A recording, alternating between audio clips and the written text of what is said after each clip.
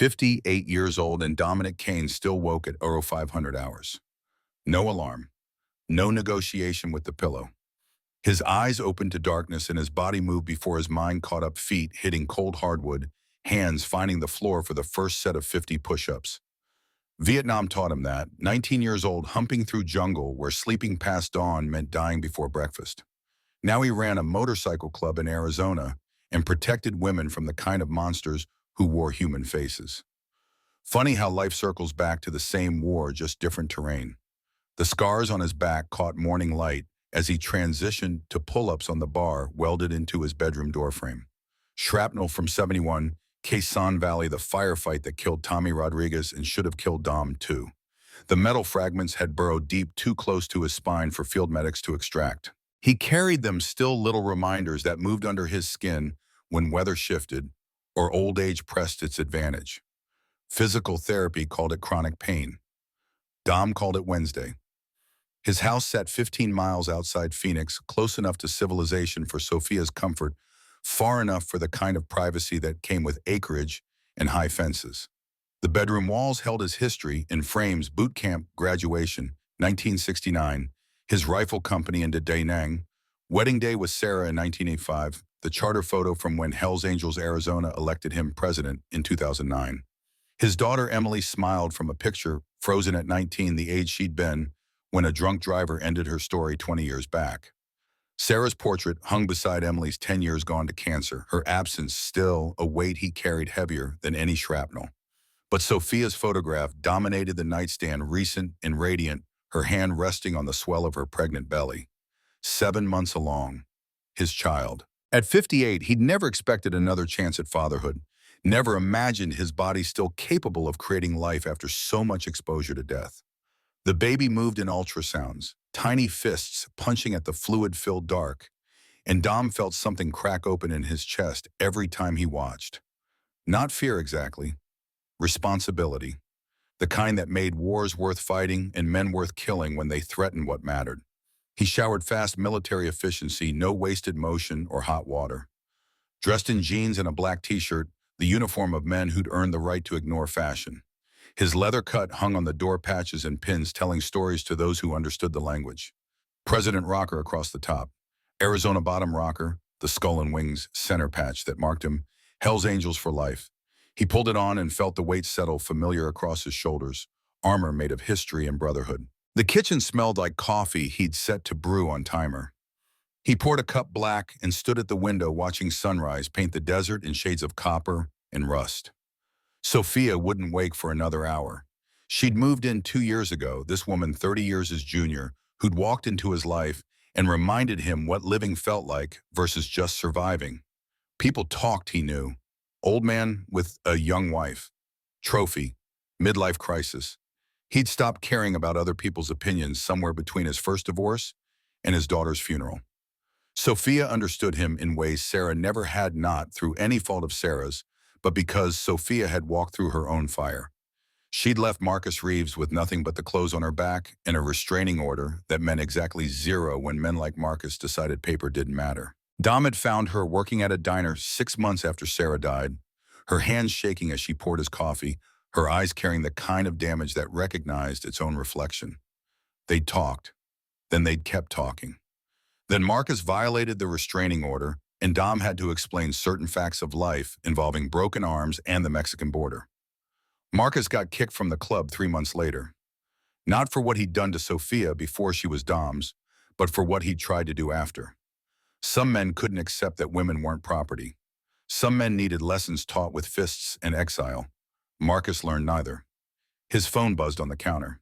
Jackson Cross, vice president, Dom's best friend, since they'd bled together in the same firebase 40-odd years ago. The text read simple and urgent. Situation: Ruby's diner. Woman in trouble. Dom's jaw tightened. Ruby sat on Highway 87, the main route through their territory. Neutral ground, protected space, the kind of place women knew they could run to if running became necessary.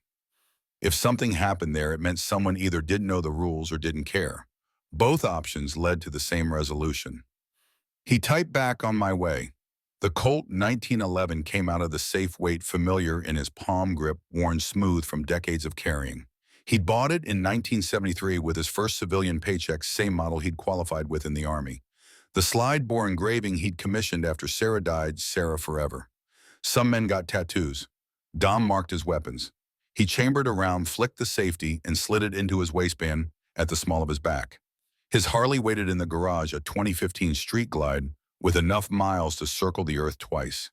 He straddled it, felt the engine rumble to life beneath him, and rolled out into morning heat, already building toward brutal.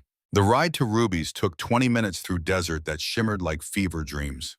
He pushed 70 on the straightaways, his body remembering the lean into curves, the way asphalt felt like flying when you'd spent your youth jumping out of helicopters into hot landing zones.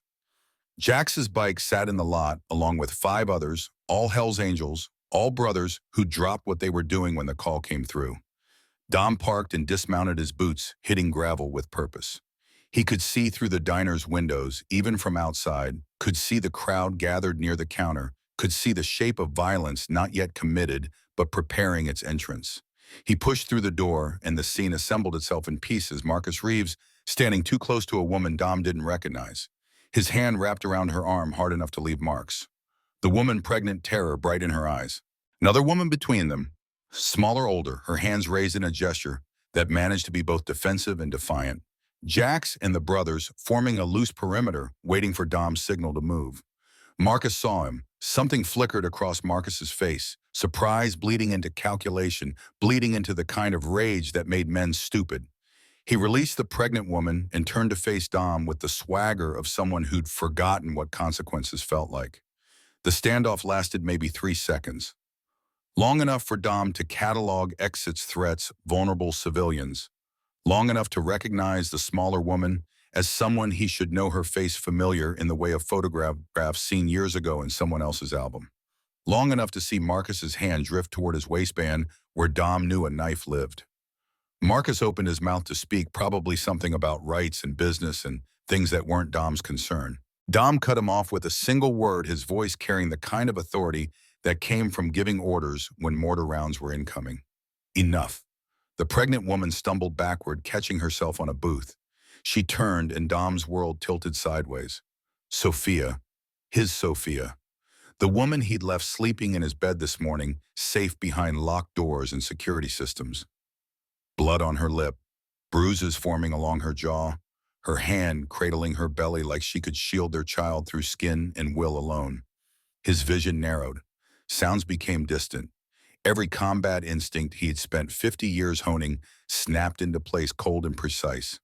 Jax materialized at his elbow grip, tight on his shoulder, the only thing keeping Dom from crossing the distance and ending Marcus where he stood. She tried to call you. Jax's voice, low, meant only for Dom's ears. He grabbed her from your house, had a key from before. The explanation landed like shrapnel. Marcus had violated Dom's home, put hands on Dom's wife, threatened Dom's unborn child. These weren't abstract crimes, they were declarations of war, written in bruises and terror. Marcus seemed to understand he'd crossed lines that didn't uncross. He pulled a knife, 8-inch blade, holding it low and ready, the way men who'd done violence before understood. His voice came out, pitched higher than usual, adrenaline and fear mixing into desperation. This isn't club business, Dom. This is personal. She was mine first. Dom's hands flexed at his sides. He'd killed 7 men in combat. 2 more in civilian life when killing became the only language certain situations understood. He'd carry an 8th to his grave without losing sleep. But Sophia was watching, Sophia and their baby, and turning this diner into a crime scene meant police and questions and attention that endangered the entire network of women they'd spent years protecting. He forced his voice into something resembling calm. She was never yours. She left you, got a restraining order, made her choice clear. Marcus laughed, the sound wrong edges fraying. Restraining order? You think I care about paper? She belongs to me. The smaller woman moved then, stepping between Marcus and Sophia again, her body language shifting into something practiced. Dom recognized it, finally, the training Sarah used to drill into women she helped escape. Grounded stance, eyes up, hands ready. This wasn't a civilian frozen by fear. This was someone who'd learned to fight back. Her voice came steady despite the knife. She's not going anywhere with you. Marcus swung his attention to her irritation, sharpening into focus. And who the hell are you? Before she could answer, the diner door banged open. Four men entered, moving with the kind of coordination that spoke to training and intent. Not bikers, wrong aesthetic. They wore button-downs and jeans that cost more than most people's weekly, pay their tattoos visible on forearms, and necks art that told stories in Spanish. The leader carried himself with the casual confidence of men who'd given death orders before breakfast. Diego Cortez. Dom knew him by reputation, had seen FBI surveillance photos, understood the scope of what rolled through that door. Sinaloa cartel, Phoenix lieutenant, the kind of criminal enterprise that made motorcycle clubs look like Boy Scouts playing dress-up. Diego smiled all teeth in threat. Marcus, we had a deal. You get the woman, I get the clubhouse. The diner erupted into chaos before the sentence finished. Jax moved first, always the sniper, always seeing 3 moves ahead. He threw something small and cylindrical toward the center of the room, shouting a single word, down smoke grenade. Military surplus. The kind of equipment that showed up in clubhouse armories when veterans pulled resources and nostalgia. White smoke billowed thick and fast, erasing visibility, turning the diner into fog-wrapped confusion. Gunshots cracked loud in enclosed space, muzzle flashes bright against the white. Customers screamed. Glass shattered. Someone's body hit the floor hard. Dom launched himself toward Sophia, covering the distance on instinct and training. His shoulder caught her midsection, gentle enough not to hurt, hard enough to drive her down beneath booth level, where wood and vinyl offered illusory protection. He covered her with his body, making himself the largest possible target, his back to the room and any incoming rounds. Her hands clutched at his shirt. The baby, Dom. The baby. Shh. Stay down. I've got you. The smaller woman appeared beside them, blood on her cheek from flying glass, but her eyes sharp and focused.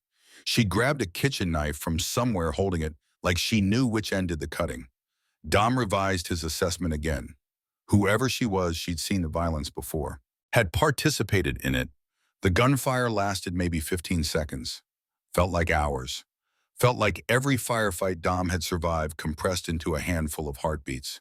Then Jax's voice cut through the chaos, calm as ordering breakfast. Clear left exfil. Now Dom hauled Sophia to her feet, keeping low, moving toward the kitchen exit he'd memorized on instinct years ago. The smaller woman followed without being told. Her survival instincts aligned with theirs. They burst through the kitchen door, past the cook who'd flattened himself behind the grill, and out into the alley where bikes waited in a row. 3 brothers mounted and engines roared to life simultaneously. Dom's bike sat closest. He straddled it and pulled Sophia on behind him, her arms wrapping around his waist, her face pressed against his back. The smaller woman climbed onto Jax's bike, moving like she'd done this before, like muscle memory from another life kicked in when circumstances demanded. They peeled out of the alley onto the side street, Dom leading the formation, the sound of sirens already rising in the distance. His mirrors showed 2 SUVs pulling out of Ruby's lot in pursuit, black and sleek and definitely cartel. Automatic weapons visible through windows. This wasn't harassment. This was an execution attempt. The highway opened before them, straight desert road with nowhere to hide and everywhere to run. Dom twisted the throttle, wide engine, screaming speed, climbing past 80. Sophia's grip tightened, and he felt her fear translated through pressure. Behind them, Jax and the others formed a protective wall, putting bikes between the SUVs and Dom's fleeing family. One of the brothers dropped back deliberately, positioning himself between the convoy and pursuit. Dom recognized the tactic, the sacrifice play. Drawing fire. Creating delay. The brother's name was Cutter, 28 years old, Iraq veteran, 2 kids at home. His bike suddenly wobbled and went down, sliding sparks and screaming metal, Cutter rolling clear, but down and vulnerable on open asphalt. The SUVs swerved to avoid hitting him. Enough delay. 60 seconds of bought time. Dom used it, took the next exit hard and fast, splitting off from the highway onto ranch roads where bikes held advantage over heavy vehicles. The others followed. They wound through desert tracks, kicking up dust that hung in the air like smoke, losing their pursuers in terrain that required local knowledge to navigate. 20 minutes later, they pulled into an abandoned warehouse on the edge of nowhere, an emergency rally point they'd established years ago for exactly this kind of situation. Engines cut, silence crashed down. Dom climbed off his bike and turned to Sophia, hands on her shoulders, eyes scanning for injury. "Are you hurt? Did he hurt you?" She shook her head, but the tears came anyway. Adrenaline crash hitting her system now that immediate danger had passed. He grabbed me. From the house. He had a key, Dom. He said if I screamed, he'd kill the baby. Dom pulled her close, felt her body shake against his rage building in his chest so hot and bright it threatened to burn through his ribs. Over her shoulder, he saw Jax on his phone, coordinating, making sure Cutter got extracted safely, ensuring the other brothers knew to scatter and lie low. The machinery of crisis management well-oiled from practice. The smaller woman stood apart, arms wrapped around herself, blood dried on her cheek. She met Dom's eyes across the warehouse floor, and something clicked into place. Recognition. Not from photographs, but from stories. From Sarah's journals he'd read, after she died, the names of women she'd helped, the network she'd built, one rescue at a time. He eased Sophia into a folding chair and crossed to the woman, stopping a respectful distance away. His voice came gentler than it had in the diners, a commander voice replaced with something more human. "You're Claire Morgan." Her eyebrows rose. "How do you know that's Sarah?" "My wife. She mentioned you before she died." Claire's face shifted, grief and surprise tangling together. "You're her husband, Dom Kane. Widower." He extended his hand. "Thank you for protecting Sophia." She took it, her grip firm despite the tremor he could feel. "I couldn't just stand there. You could have. Most people would have." He released her hand and studied her face, seeing now what Sarah must have seen. Strength under damage. Fire that hadn't been extinguished, just banked and waiting. "You knew what to do. You've been trained. A long time ago." Claire glanced at Sophia, then back to Dom. "She's your wife, 7 months pregnant with my first child in 30 years. His jaw set. "Marcus used to be one of my brothers. I kicked him out 6 months ago. Thought he'd learned his lesson.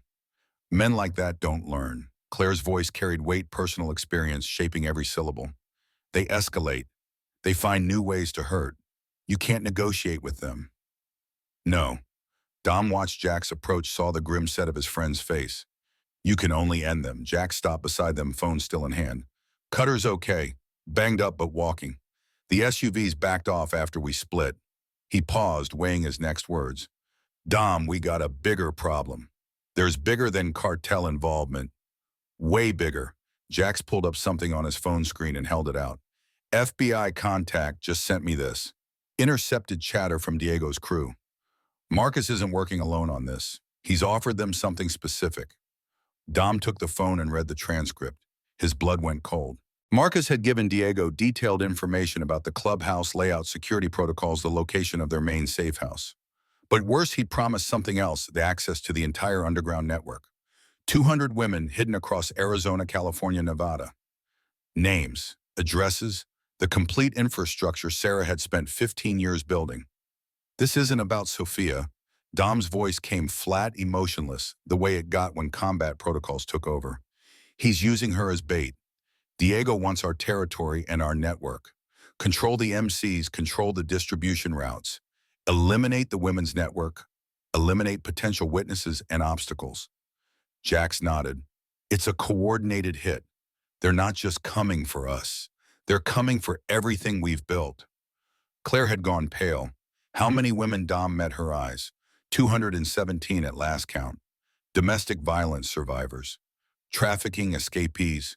Women running from the kind of men who don't accept no as an answer. If Diego gets that information, he didn't need to finish. Claire understood. Her hands balled into fists at her sides. "What do? We move everyone. Tonight, empty every safe house, relocate to backup locations, activate the emergency protocols Sarah designed." Dom handed the phone back to Jax. "And then we go to war." The warehouse door opened and 5 more brothers entered, their faces tight with tension. Word had spread through the usual channels. When one brother called for backup, everyone came. Dom recognized Tank, Spider, Preacher, Nomad, and Cage, all veterans, all men he'd trust with his life because he already had multiple times.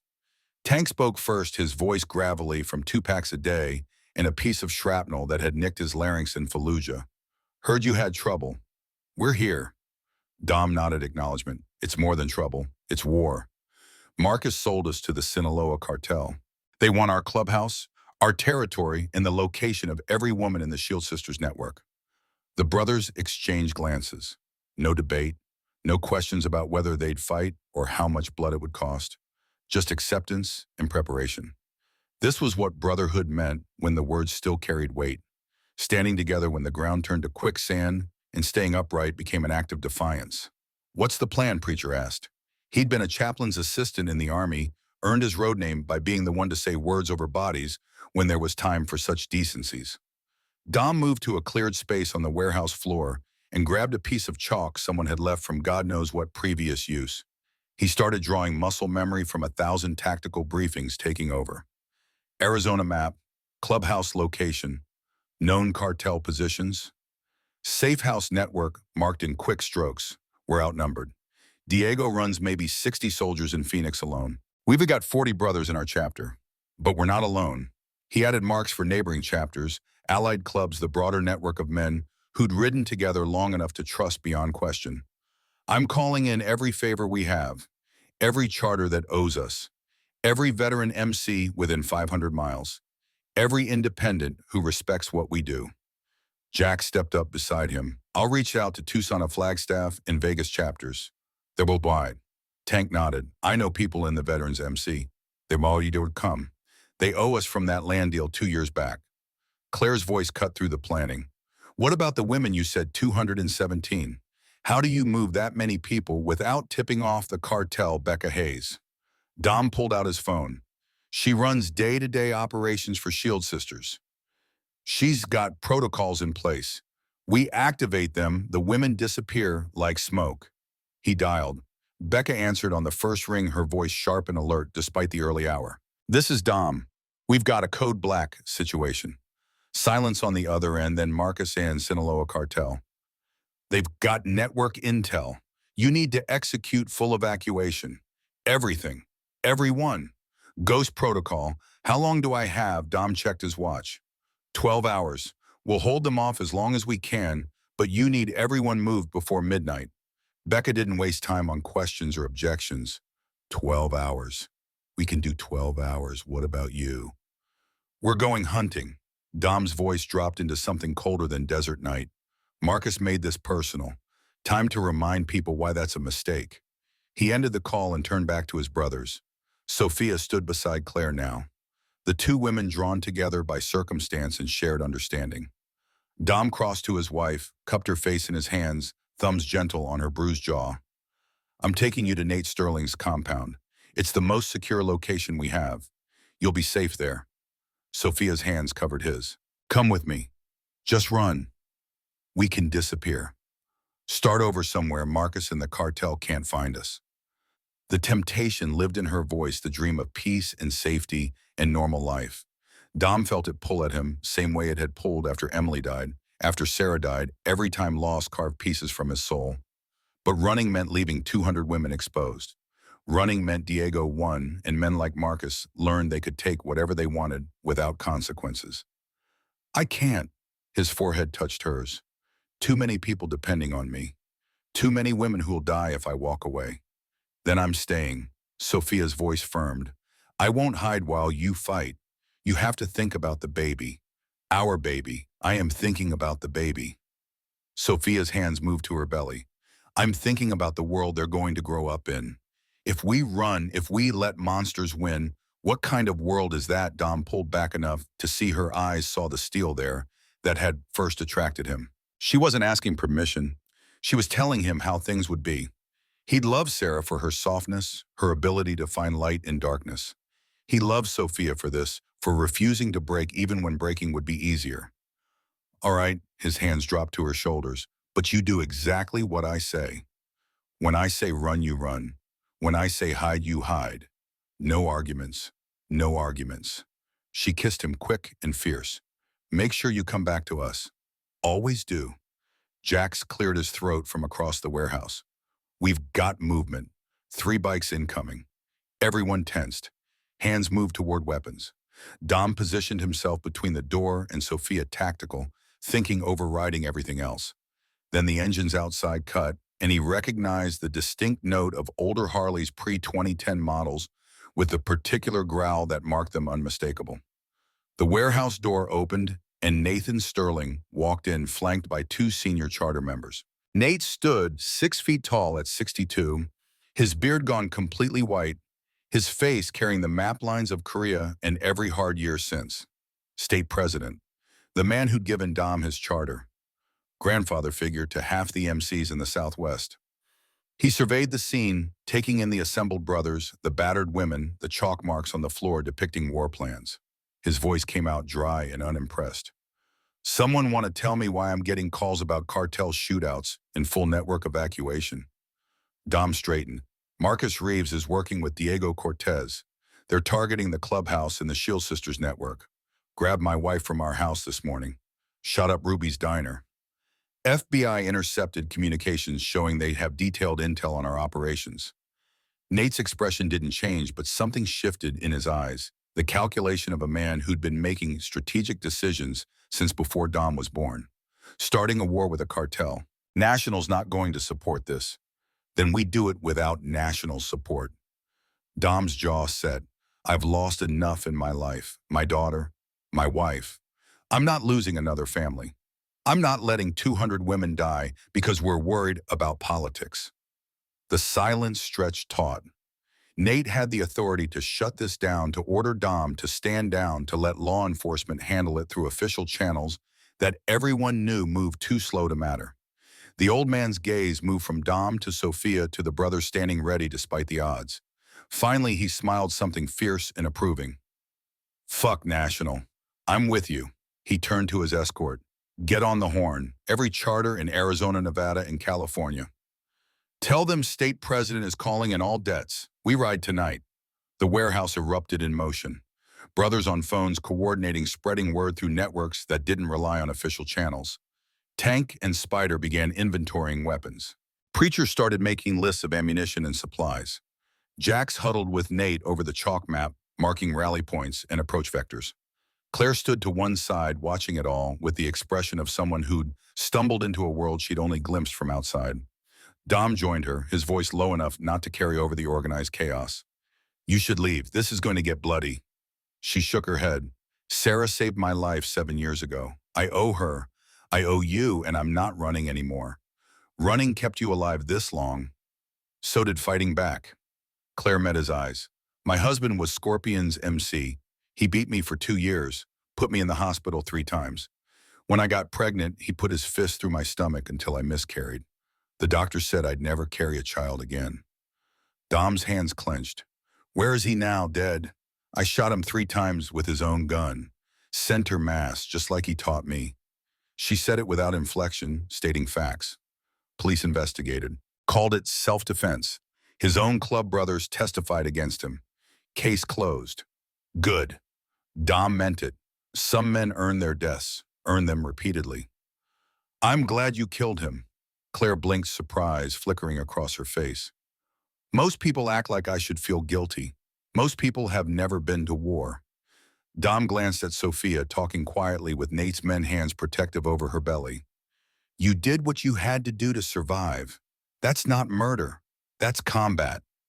Sarah said the same thing. Claire's voice softened.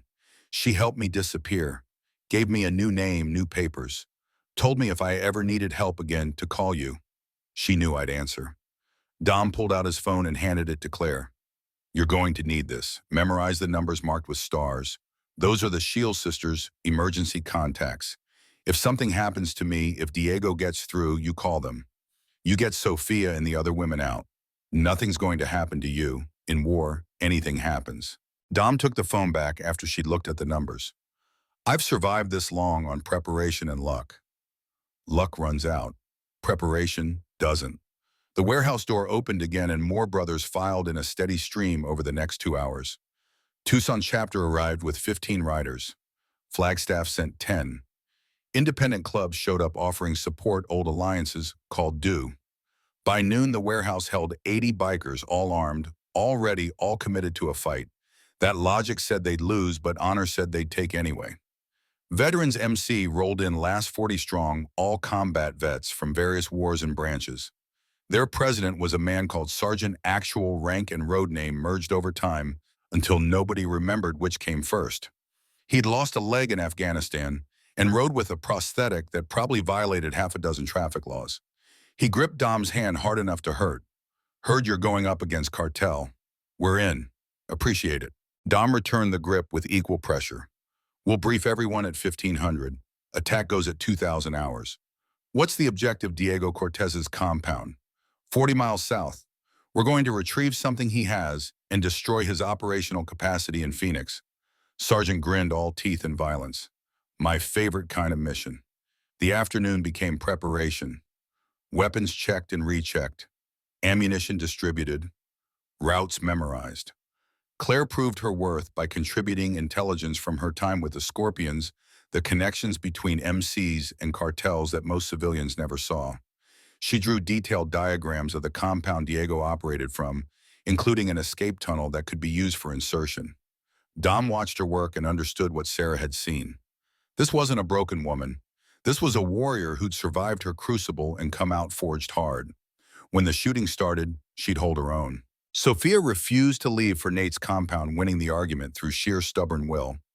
Instead, she joined the other Shield sisters who'd arrived to coordinate evacuation logistics. The warehouse became command center, women and bikers working side by side, the partnership Sarah had envisioned taking shape under crisis pressure. By 1800 hours, everything was ready. 120 bikers versus Diego's 60 soldiers. Odds had been worse. Strategy relied on surprise speed and the kind of coordinated violence that came from men who'd trained together in much worse circumstances. Dom stood before the assembled riders, Claire and Jax flanking him, and laid out the plan one final time. 3 teams.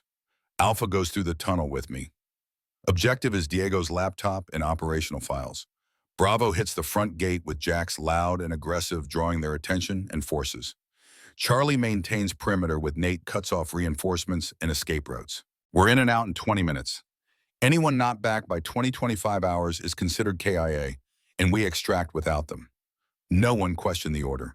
Every man there understood what KIA meant, had known brothers who'd earned those letters. This wasn't a game. This was the kind of operation where people died, and the only choice was whether dying mattered. The sun dropped toward the horizon, desert cooling from murderous heat to merely uncomfortable. Engines fired up in sequence, 120 motorcycles creating a wall of sound that made conversation impossible and communication unnecessary. They rolled out in formation, 3 columns, headlights cutting through gathering dusk. Dom rode lead on Alpha Team, 15 brothers behind him, Claire on Jax's bike in the formation. She'd insisted on coming, argued that she knew the tunnel system better than anyone. Dom had overruled her, then Sophia had overruled him, and Claire was equipped with a pistol and body armor that hung loose on her smaller frame. The convoy split at the highway, each team heading for their assigned positions. Dom's group peeled off onto ranch roads, killing lights, navigating by memory and GPS. The compound appeared as a sprawl of buildings surrounded by chain-link fence and guard towers. Lights blazed from the main house. Motion sensors and cameras covered obvious approaches. They parked 200 yards out, dismounting in silence. Night vision goggles came out, military surplus, older than some of the men wearing them, but still functional. Dom led them across open desert to the tunnel entrance, a concrete pipe disguised as drainage that actually connected to the compound's underground service system. Claire had been right. She navigated the darkness without hesitation, leading them through twists and branches until they emerged inside the compound perimeter in a storage building behind the main house. Dom checked his watch. 1958 hours. 2 minutes until Jax's distraction began. The waiting stretched. Dom controlled his breathing, checking equipment for the 100th time. Beside him, Claire looked calm, her hand steady on her weapon. The other brothers spread out in rehearsed positions, each man knowing his role, trusting his training. At exactly 2,000 hours, the front gate exploded. Not metaphorically, actually exploded. Jax had brought demolition charges and a very unsubtle approach. Gunfire erupted immediately, automatic weapons hammering the night tracers, drawing bright lines through darkness. Dom kicked open the storage building door. Move! They poured into the compound, shadows moving with purpose. 2 guards appeared and went down under suppressed fire bodies, dropping quiet, while chaos raged at the front. Alpha Team reached the main house, stacked on the door, breached with practiced efficiency. Inside smelled like money and violence. Expensive furniture, mixing with gun oil and fear. They cleared rooms systematically, muscle memory from various wars taking over. Dom found the office on the second floor exactly where Claire had indicated. Diego's laptop sat on the desk unlocked and running arrogance or carelessness, leaving operational security vulnerable. Grab everything. Dom pulled a backpack from his gear and started loading. Laptop, external drives, paper files, anything that looked important. The brothers with him secured the room while he worked weapons trained on the door and windows. Voices erupted from downstairs. Spanish shouting, running footsteps. Someone had realized they'd been infiltrated. Dom keyed his radio. Alpha secured objective. Starting exfil. They moved fast, retracing their steps, but the compound had come alive with defenders. Gunfire chased them down hallways, bullets chewing through drywall. One of the brothers, a kid named Rookie, who'd prospected last year, took a round to the shoulder and went down hard. Tank grabbed him, hauled him up, kept moving. The tunnel entrance appeared ahead. 10 yards, 5. Then Marcus Reeves stepped from a side room backed by 10 cartel soldiers, weapons raised and ready. Going somewhere, old man Dom's finger found his trigger, but didn't squeeze. 15 against 11. Close quarters. Casualties would be catastrophic on both sides. Sophia's face flashed through his mind, her voice asking him to come back. The baby who wouldn't know their father if he died in this hallway. Marcus smiled, reading the hesitation. Thought you'd come. Set a trap just for you. Diego's not even here. Flew to Mexico this morning. But I stayed, because killing you matters more than any business deal. The math was simple and terrible. They could fight and maybe half of Alpha Team would die. Or they could surrender and hope for extraction. Dom made the calculation every commander makes when victory costs more than defeat. His weapon lowered. Stand down, give them what they want. Marcus's smile widened. Smart choice. Or maybe not. Diego gave orders about what to do with you. Turns out cartels don't forgive property damage and dead soldiers. They were zip-tied and hooded, thrown into vehicles that drove for what felt like hours but was probably minutes. When the hoods came off, Dom found himself in a concrete room, harsh light overhead, his brothers secured in adjacent cells visible through chain link. Claire was there too, blood on her cheek from a pistol whip, her expression furious rather than afraid. Diego Cortez entered the room like he owned it. Probably did. He circled Dom with the casual interest of someone examining livestock. Dom Kane, legendary protector. The man who saves women from monsters. His voice carried cultured education beneath cartel menace. Ironic that you'll die in a room where so many women have died before you. This is where we bring the ones who don't cooperate, the ones who think they can escape. Dom said nothing, conserving energy, assessing, looking for advantages that didn't exist in concrete and chain link. Diego pulled a knife, pressed it to Dom's throat. Where are the other safe houses? Go to hell. The knife cut shallow but painful blood warm on Dom's neck. You'll tell me eventually. They always do. It's just a question of how much you hurt first. The torture began professionally. Diego knew what he was doing, where to cut to maximize pain without causing death. Dom had survived worse in Vietnam interrogation training, preparing him for this exact scenario. He retreated into himself, found the place beyond pain where only survival mattered, and held on. In the adjacent cell, Jax caught his eye through the chain link, mouthed 2 words. Stay strong. Dom nodded fractionally. He'd survived 50 years of war and loss. He could survive this, had to survive this. For Sophia, for their baby, for the 200 women depending on him. Diego stepped back, frustrated by Dom's silence. Bring in the woman, let's see if she's stronger than him. They dragged Claire out of her cell. Dom's control fractured. Not her, not someone else paying for his decisions. But Claire met his eyes and something passed between them, understanding forged in shared violence and survival. The door opened again and Marcus entered. This time with someone unexpected. A woman's shield sister by her pendant, her face twisted with guilt and terror. Marcus's voice carried triumph. You want to know how I knew you'd come? How I got all that information about your network? He shoved the woman forward. Meet Lena. She's been working for me 6 months. Every safe house location, every security detail, all of it.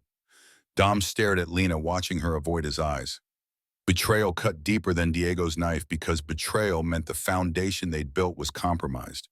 But then he saw her daughter's photo clutched in her hand, understood the leverage Marcus had used, and the anger cooled into something colder, understanding without forgiveness. "Where's your daughter, Lena Tucson?" Lena's voice cracked. "He has men watching her. Said he'd kill her if I didn't help. Let the girl go, Marcus. This is between us." Marcus left. "No mercy. Not for you, not for any of them. You took Sophia from me, took my patch, took my life. Now I'm taking yours." The warehouse door exploded inward, smoke and confusion. Then gunfire, precise and directed. Diego's men dropped under coordinated fire from outside.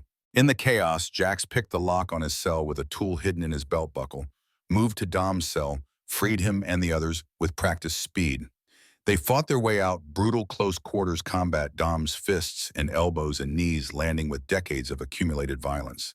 They burst into night air, found the rest of Bravo and Charlie teams laying down, covering fire bikes arranged in defensive positions. Jax had called in extraction when they were taken. The brothers had regrouped and hit back. This was what brotherhood meant when words became action. No man left behind. Not in Vietnam, not in Arizona, not ever. They scattered into desert darkness, leaving Diego's compound burning behind them. Marcus had escaped in the confusion, Diego too. But they had the laptop, the intelligence, and most importantly, they were alive. The convoy regrouped at a secondary location, abandoned gas station under stars. Everyone accounted for except two brothers with minor wounds. No KIAs. Victory and survival. Dom leaned against his bike, adrenaline crash hitting him, Claire beside him, checking her own injuries. She spoke first. "That was insane. Welcome to war." Dom's hands shook, delayed reaction, the price of holding on through torture. "You did good in there, so did you." She wiped blood from her face. Sarah would be proud. Dom looked up at the stars. Same stars he'd seen from Vietnamese jungle, same ones he'd watched while Emily slept and Sarah fought cancer. The constancy of the universe indifferent to human suffering. He thought about Sophia waiting for him, about the baby growing inside her, about the fight still ahead. "We're not done." His voice carried exhaustion and determination in equal measure. This was just the opening round. Jax approached, phone in hand. Becca executed full evacuation. All 217 women moved to backup locations. Diego's got nothing to work with now. "Good." Dom pushed himself upright. "What about Marcus?" Jax's expression went grim.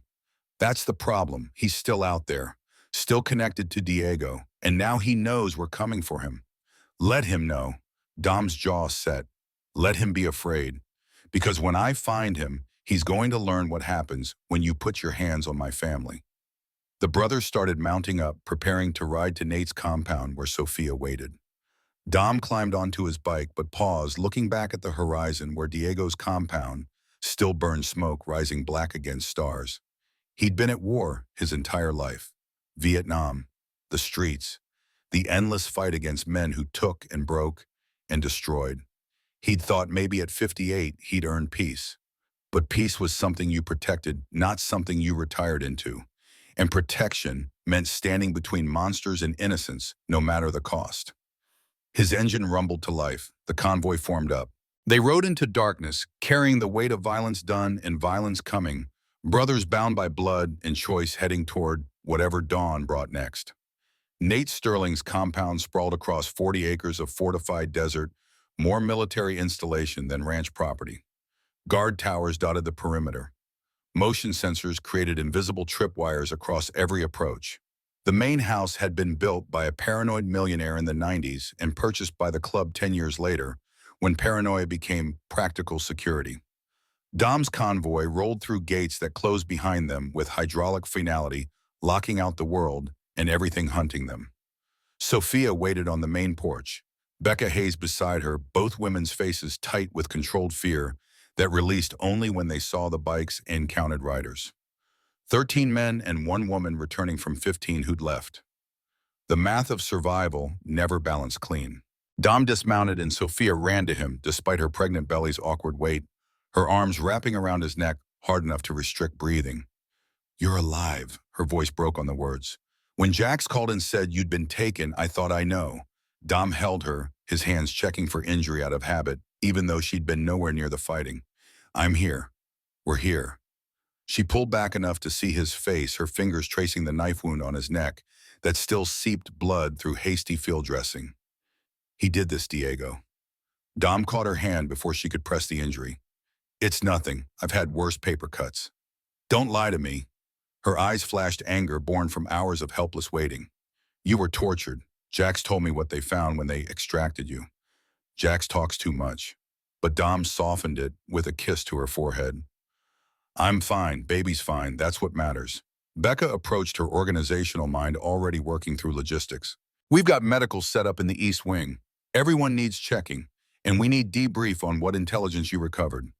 Dom pulled the backpack off his shoulders, heavy with Diego's laptop and files. Everything's here. He handed it to Becca. Get it to Agent Shen. FBI's been building a case on Diego for 18 months. This should give them what they need. What about Marcus? Becca's voice dropped. He escaped, along with Diego. Dom's jaw tightened. They'll regroup. Come back harder. Then we'd better be ready. Becca took the backpack. I'll coordinate with Chen. You get patched up and fed. War Council in 2 hours. The compound's medical bay had seen enough trauma over the years to rival small emergency rooms. A retired Army medic named Doc stitched Dom's neck wound with practiced efficiency, while Sophia sat beside him, refusing to leave despite the blood. Claire occupied the next bed, getting glass fragments removed from her cheek where a pistol strike had split skin. Doc worked in silence until he'd finished both patients, then stepped back with the critical eye of someone who triaged battlefield casualties. You're lucky. 2 inches to the right, and that knife severs your carotid. Luck had nothing to do with it. Dom prodded the fresh stitches. Diego knew exactly where to cut. Pain without lethality. He wanted information, not corpses. Until he got frustrated. Doc cleaned his instruments with methodical care. Then he wanted corpses. Good thing your brothers have timing. Jax saved my life. Dom caught his VP's eye across the room where Jax was getting his own minor wounds addressed. Again, lost count how many times now? Who's counting? Jax called back. You'd do the same. Have done the same. Dom stood testing his balance, making sure blood loss hadn't compromised function. K-San 71. Dragged your ass out of that mortar crater after you took shrapnel to the leg. That was 50 years ago. Jax limped over his old wound, acting up the way it did when weather changed or stress accumulated. We're even by now. Brotherhood doesn't keep score. Dom gripped his friend's shoulder. We just keep showing up. The War Council assembled in the compound's main room, a space designed for exactly this purpose. Maps covered one wall, communications equipment lined another, and a large table dominated the center where 20 people could plan an operations without crowding. Nate sat at the head, his white beard catching lamplight, his eyes sharp despite the late hour pushing toward midnight. Dom took his place to Nate's right, Jax to his left. The other chapter presidents filled in around the table, Tucson, Flagstaff, Vegas, plus Sergeant from the Veterans MC. Becca represented Shield Sisters. Claire stood near the back, officially not part of command structure, but present because her knowledge mattered. Sophia had finally agreed to rest in one of the secured bedrooms, exhaustion and pregnancy overruling her desire to stay involved. Nate opened without preamble. Situation report. What did we learn tonight? Dom gestured to the laptop now connected to a projector displaying Diego's files. We confirm Marcus is fully embedded with Sinaloa operations. He's not just selling information. He's coordinating. The cartel wants our territory for distribution routes, but they also want to eliminate Shield Sisters because the network interferes with their trafficking operations. Makes sense. Tucson's president, a man called Razor for the straight razor he'd carried since the 70s, leaned forward. Women escaping domestic situations sometimes see things. Cartel movements, money laundering. They become potential witnesses. Exactly. Becca pulled up a spreadsheet from the captured files. Diego's operation moves approximately $40 million annually through Phoenix, drugs, weapons, humans. Shield Sisters has inadvertently rescued 17 women in the last 3 years who had direct knowledge of his network. We didn't even realize we were disrupting cartel business. Now they're disrupting ours. Jax indicated positions on the map. Tonight's raid was a trap, but also a probe. They wanted to see our response time, our tactics, our capabilities. Now Diego knows what we can field, and we lost the element of surprise. Sergeant's prosthetic leg creaked as he shifted weight. They'll be expecting retaliation. Fortifying positions, bringing in reinforcements from other cartels if they're smart. The room fell silent weight of tactical reality settling over optimism. They'd survived the first engagement, but survival wasn't victory. Diego still operated freely, Marcus still hunted, and 200 women's safety depended on maintaining pressure against an enemy with deeper resources and fewer moral constraints. Claire spoke from her position against the wall, her voice cutting through the planning. "You're thinking about this wrong." Every head turned. Nate raised an eyebrow but gestured for her to continue. "Enlighten us. You're treating Diego like a military target. Fortifications, positions, direct assault." She moved to the map. "But he's not military. He's business. Criminal business, but business. What kills businesses? Cash flow." Razor caught on first. "You cut off his revenue streams, the cartel pulls support." "Exactly." Claire pointed to locations marked on Diego's files. "He runs 3 major operations in Phoenix Metro: drug distribution through nightclubs, weapons storage at a warehouse complex, and human trafficking, staging at a motel network. Hit all 3 simultaneously. Destroy his operational capacity, make him unprofitable. They'll relocate, set up elsewhere." Jax played devil's advocate, but his eyes showed interest. "We buy time, not victory. We buy enough time for FBI to move." Becca pulled out her phone showing a text chain. "Agent Chen says the laptop has everything they need. Financial records, cartel, hierarchy, trafficking routes. She can get warrants within 48 hours, but she needs Diego distracted, focused on us instead of covering his tracks. So we become the distraction." Dom traced the 3 target locations. "Hit his operations hard enough that he has to respond. Keep him occupied while FBI builds their case. Then when they move, we've already crippled his ability to retaliate." Nate studied the map, his tactical mind from Korea still sharp after 60 years. 3 targets, 3 teams, coordinated strikes at exactly 0300 hours, maximum confusion, minimum response time. He looked around the table. "We've got the numbers. Question is casualties. These aren't softwood targets. Diego will have serious security. People might die." Dom said it plainly because pretending otherwise dishonored the men taking the risk. "But if we don't act, women definitely die. Women with children. Women who trusted us to keep them safe.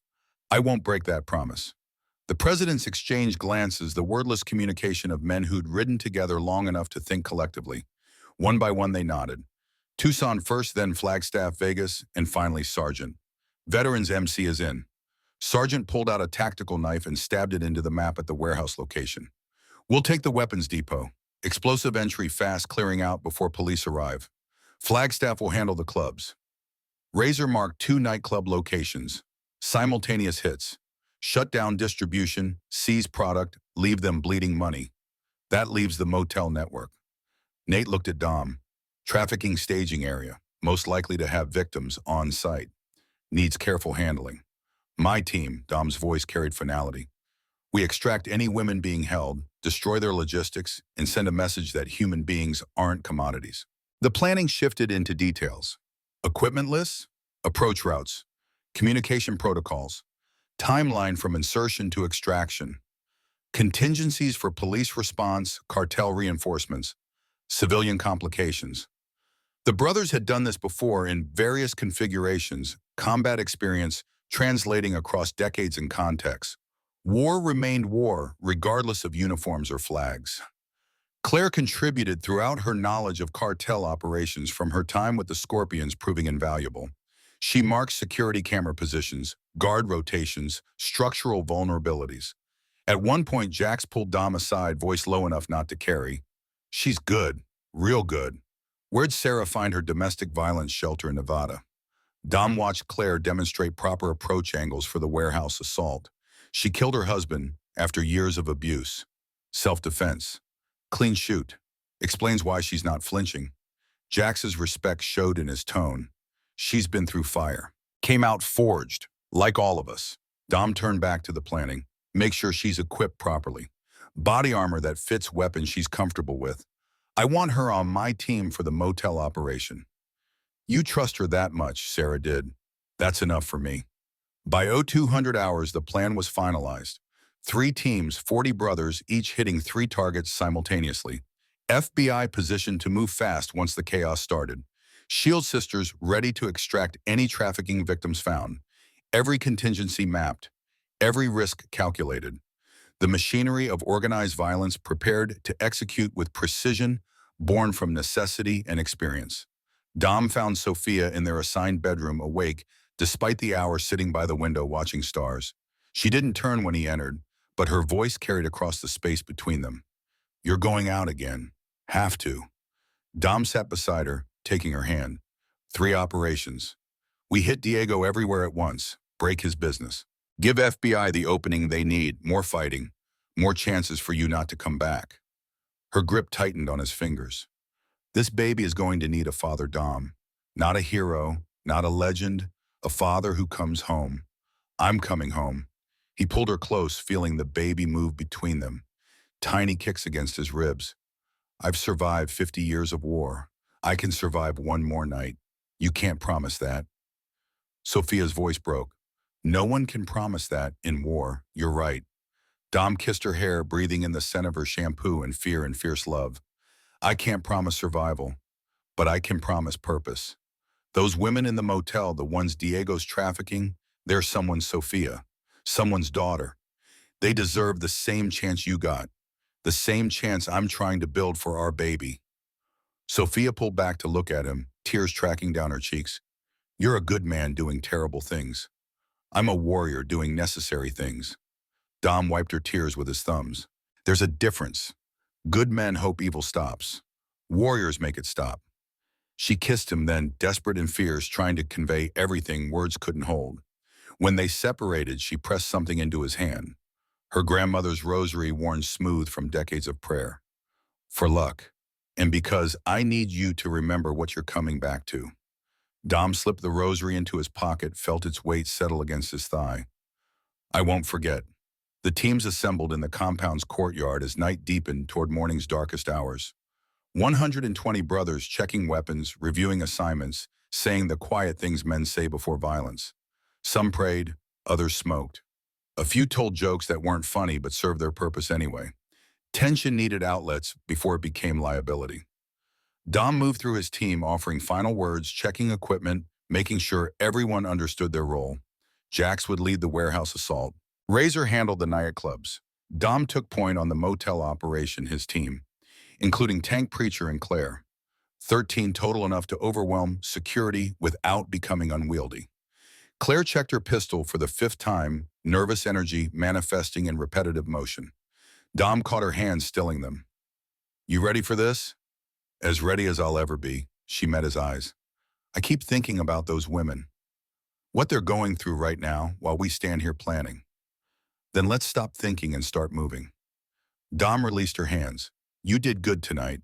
In the compound, under fire. You held. I've been holding for 7 years." Claire's voice hardened. "Ever since I killed Ryan. Every day I wake up and choose to keep going instead of letting the past bury me. This is just another day of holding. After tonight, you won't have to hold alone." Dom nodded toward the assembled brothers. "You're one of us now. Shield sister, an honorary member." That means something. What does it mean? It means we've got your back, always. No exceptions. He pulled out a white leather vest from his saddlebag patches and pins, marking it as something significant. "This was going to wait until after, but you should have it now." The vest carried the Shield Sisters logo alongside Hell's Angels patches, a hybrid that had never existed before. Across the back, stitched in red thread, "Untouchable." Claire's hands trembled as she took it, understanding the weight of what she held. "I don't deserve this. You earned it in blood." Dom helped her into the vest, adjusting the fit. "You protected my wife. You fought beside my brothers. You survived your own war and came back willing to fight in someone else's. That's what earns this. Not asking for it, just doing what needed doing." Claire blinked back, tears, jaw set against emotion that threatened tactical focus. "Thank you. It came out rough but sincere.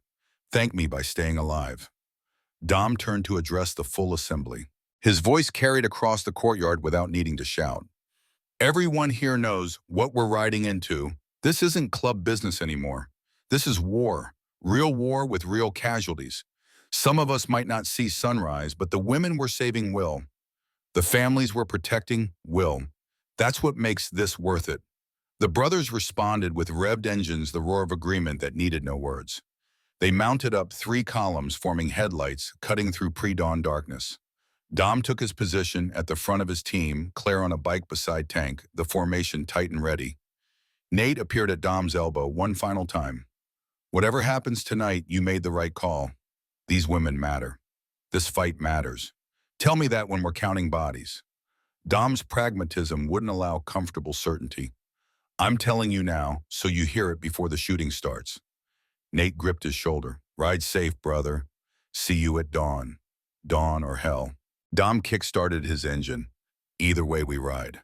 The convoy split at the highway, each team peeling toward their targets, communication maintained through encrypted radios.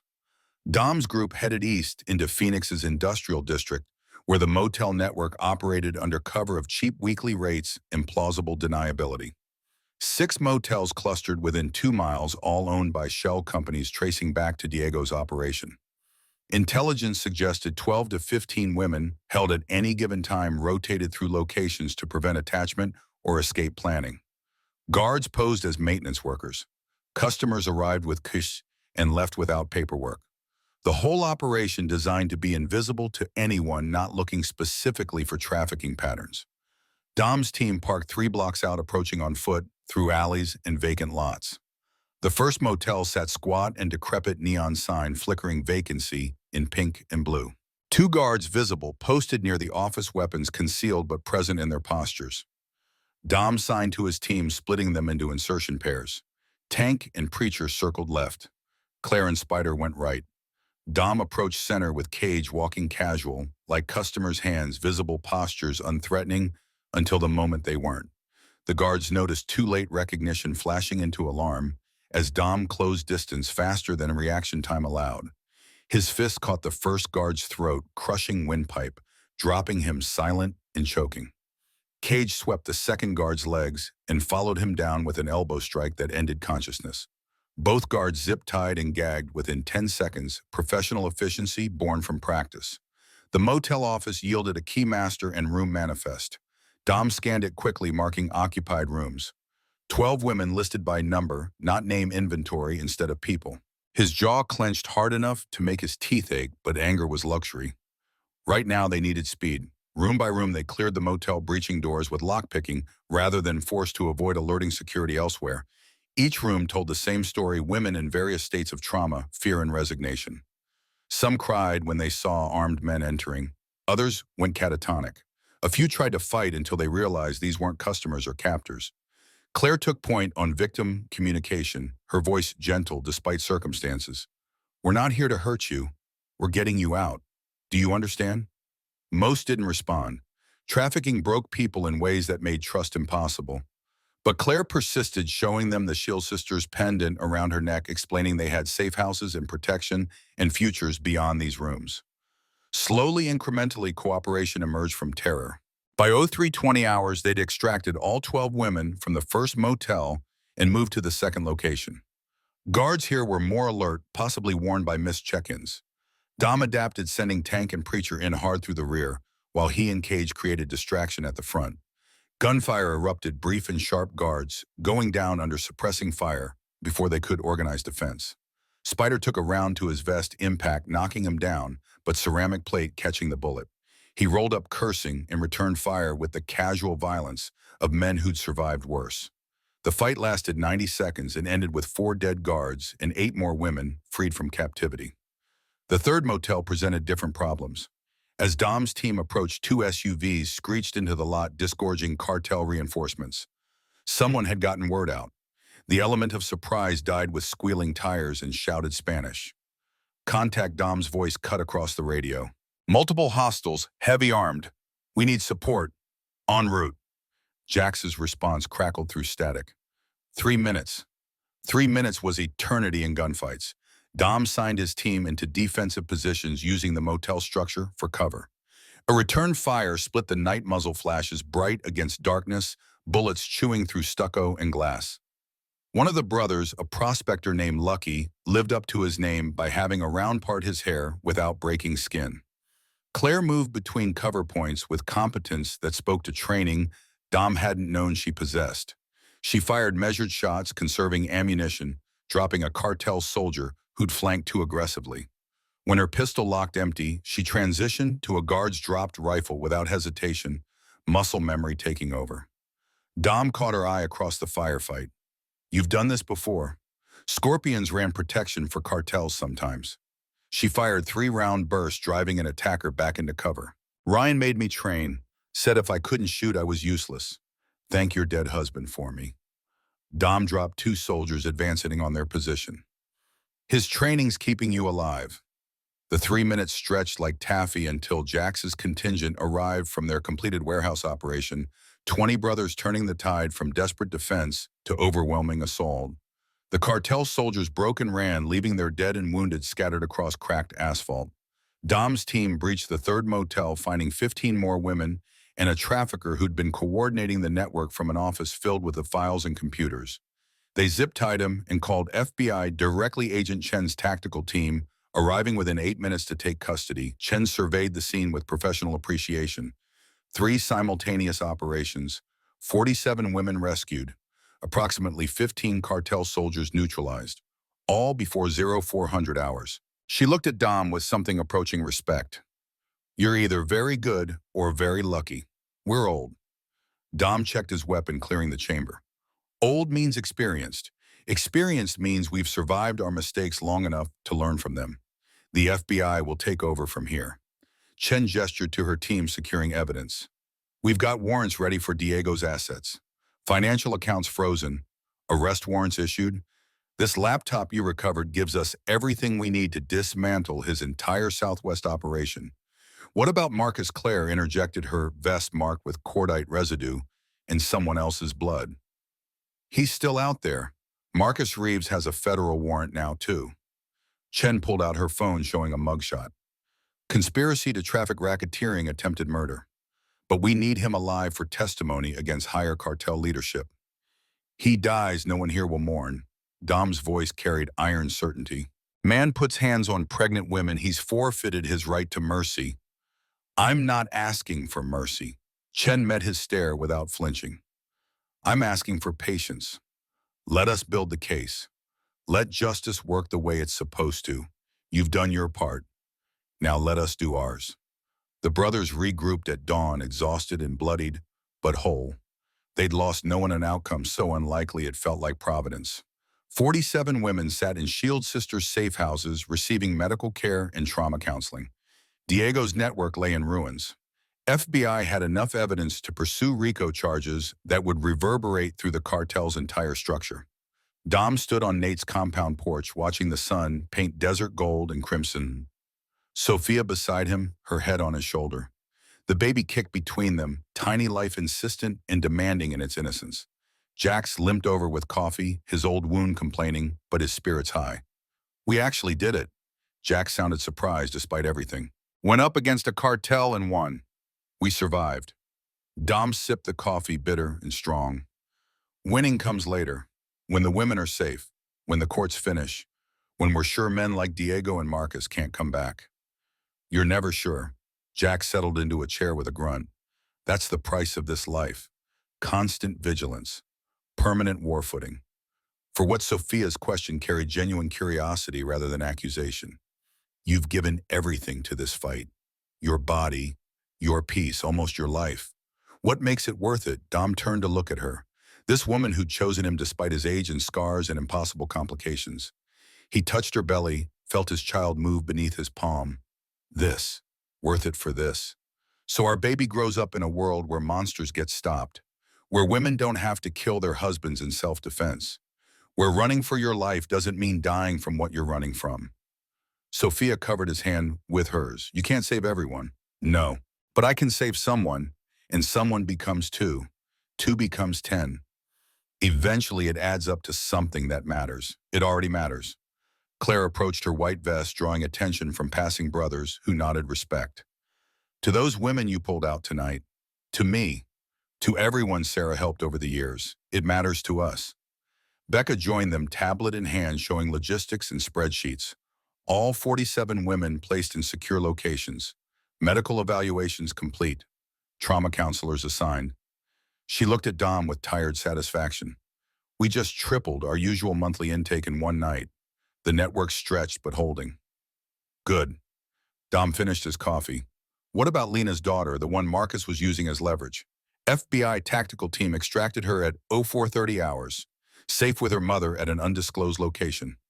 Becca hesitated. Lena wants to see you. To apologize. Tell her I'll see her when I'm ready.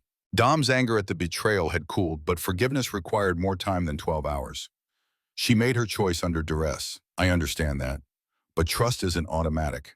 She'll have to earn it back. Fair enough, Becca made notes. What about the ceremony, Sophia asked. For Claire. Nate wants to officially induct her, make her untouchable status formal. Becca smiled slightly. First woman ever given full honorary membership. Historic moment. When Dom checked his watch calculating rest time against security needs. 48 hours gives everyone time to heal, sleep, and prepare. Becca's tablet chimed with incoming data. And speaking of preparation, we've got movement. Diego's been spotted at a ranch 20 miles outside city limits. Private property, heavily secured. Looks like he's consolidating what's left of his operation. Solo target. Jax's tactical mind engaged immediately. We hit him there, we end this completely. Or we let FBI handle it. Dom played the cautious angle despite his own desire for finality. Chen has warrants. Let law enforcement do what they're designed to do, and if he runs before they execute the warrants Jax challenged, if he disappears into Mexico and starts rebuilding from across the border, we've seen it before. Cartels have long memories and infinite patience. The debate was interrupted by movement at the compound gate, vehicles approaching under the dawn light. Not threats, but arrivals. Dom recognized the formation, the specific makes and models. National representatives. Leadership from the Hells Angels organizational structure that coordinated hundreds of chapters across North America. Nate swore quietly. This is it. The reckoning. For what, Claire asked. For starting a war without permission. Jax explained. National doesn't like chapters acting independently, especially not in ways that draw federal attention.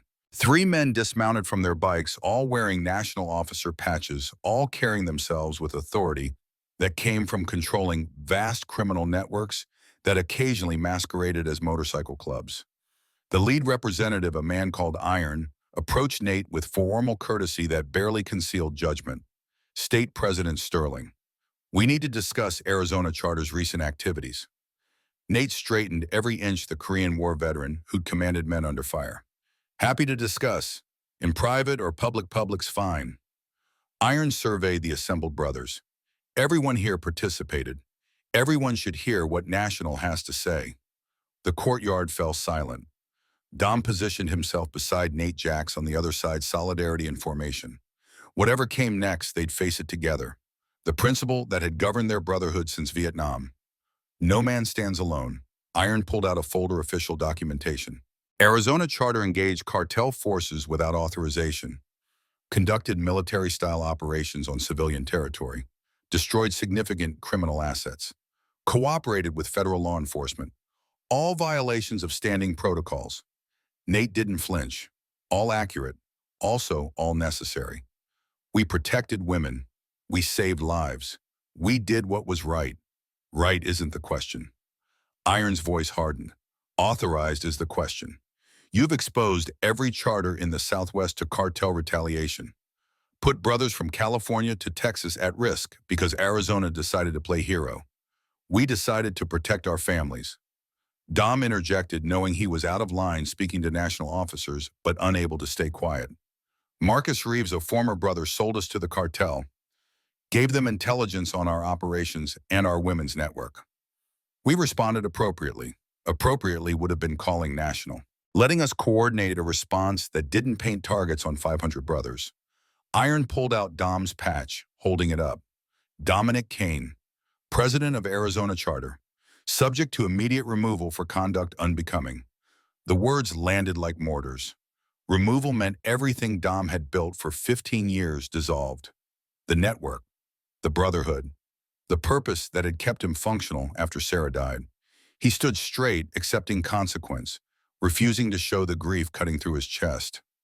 I understand. His voice stayed level. I accept responsibility. My brothers acted on my orders. Punishment stops with me. Not quite. Iron set down the patch and pulled out something else. Different patch, different designation. Regional Commander. Dom blinked, confusion replacing resignation. What you didn't just protect one charter. You united 5. Coordinated the largest MC operation in Southwest history. Took down a cartel lieutenant and rescued 47 trafficking victims.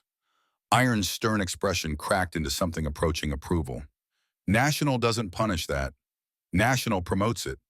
The courtyard erupted in cheers and engine revs brothers celebrating the twist none had seen coming. Dom stood frozen, trying to process the reversal. Jax clapped him on the back hard enough to hurt, grinning like he'd expected this outcome all along. Regional Commander means authority over Arizona, Nevada, and New Mexico charters. Iron continued. 800 brothers, significant territory, major responsibility. Think you can handle it? Dom found his voice. Yes, sir. Good. Because you're going to need that authority for what comes next. Iron's expression sobered. Diego Cortez escaped FBI custody during transfer. Killed 2 agents. Current whereabouts unknown, but assumed still in Southwest territory. He's lost his operation, but not his motivation. Revenge becomes primary objective now. The celebration died. New threat replacing old victory. Dom absorbed the information, already calculating implications and responses. Diego would come hard and personal now. No more business, pure vengeance against the men who'd destroyed everything he'd built. We'll be ready. Dom accepted the regional commander patch from Iron.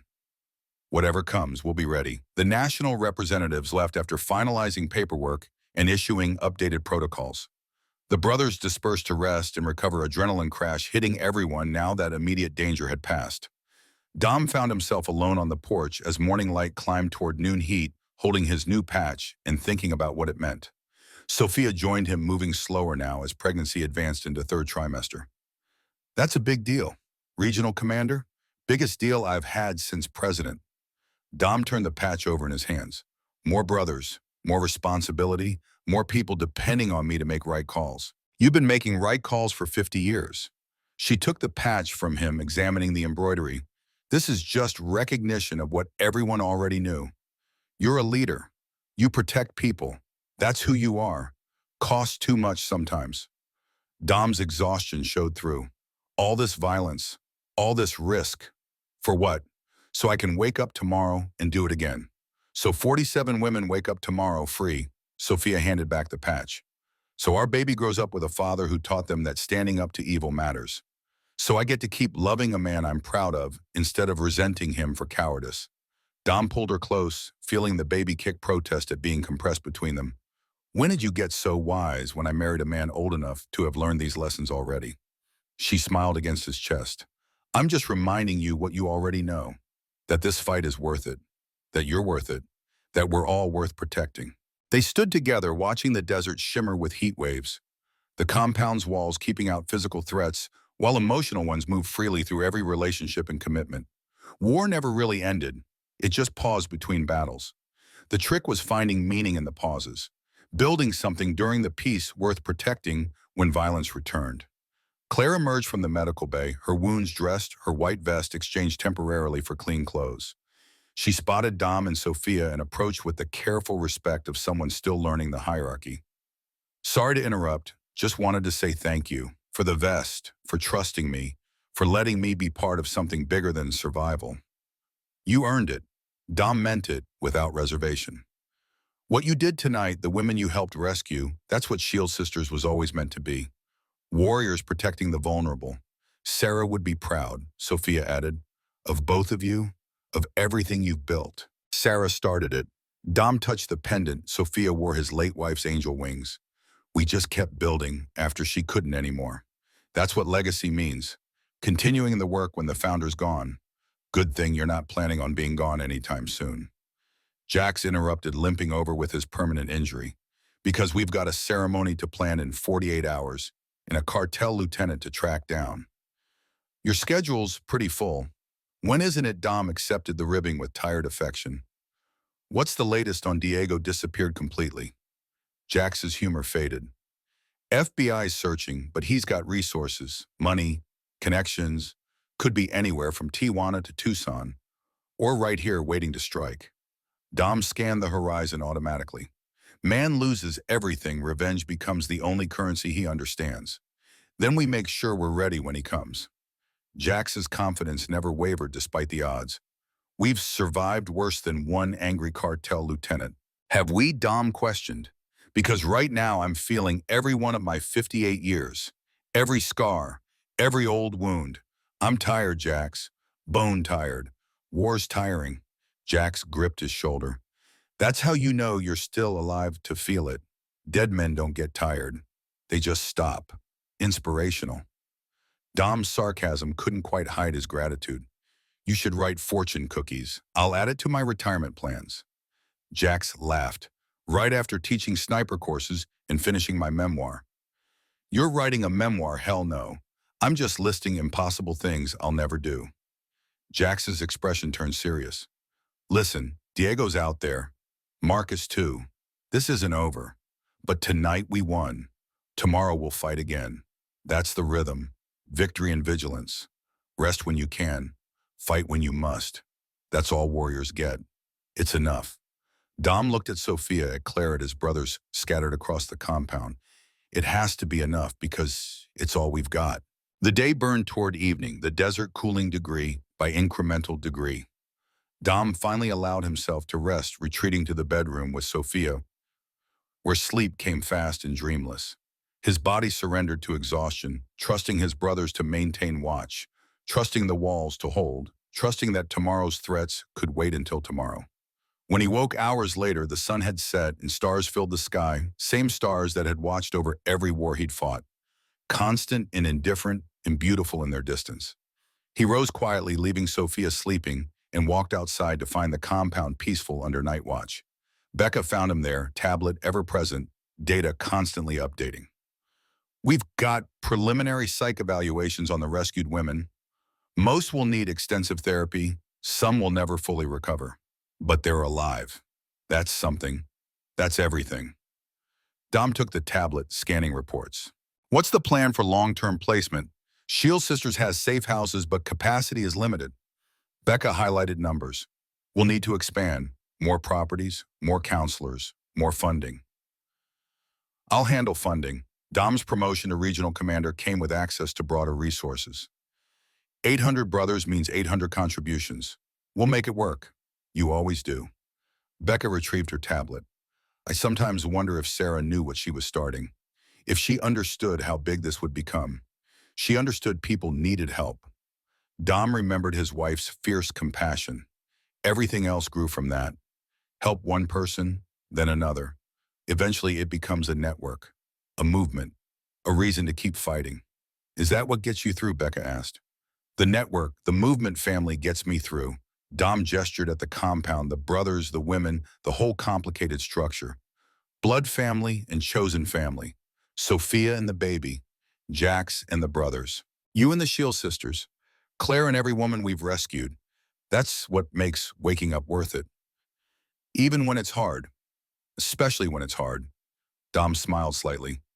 Easy things don't need warriors. They need civilians. We exist for the hard things.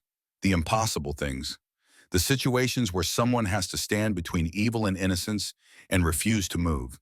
Sarah used to say that. Becca's voice softened with memory. That warriors choose the hard path because someone has to. She was right. Dom looked up at the stars again. About most things. About this, especially. The night stretched on watch rotations, changing brothers moving through their assigned posts with practiced efficiency. Somewhere out there, Diego Cortez planned his revenge. Somewhere Marcus Reeves nursed his hatred. Somewhere new threats were building toward future crises that would demand future responses. But here now, in this moment, they were safe. The women were protected. The baby moved healthy in Sophia's womb. The brotherhood stood strong. These small victories against the vast darkness. These moments of peace between storms. Dom understood finally what Sarah had tried to teach him before cancer stole her voice. That meaning wasn't found in winning every battle. It was found in fighting the right battles, in choosing to stand when sitting was easier, in protecting the vulnerable when abandoning them was safer. He'd spent 50 years at war in various forms. He'd likely spend whatever years remained the same way.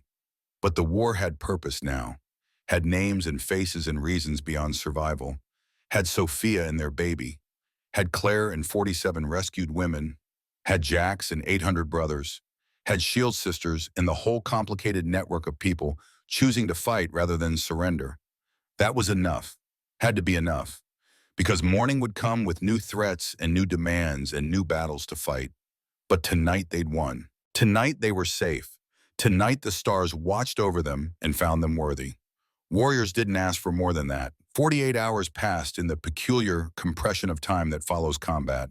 Hours felt like minutes when sleep finally came, then stretched into eternities during waking moments when every sound triggered hypervigilance and every shadow might conceal threats.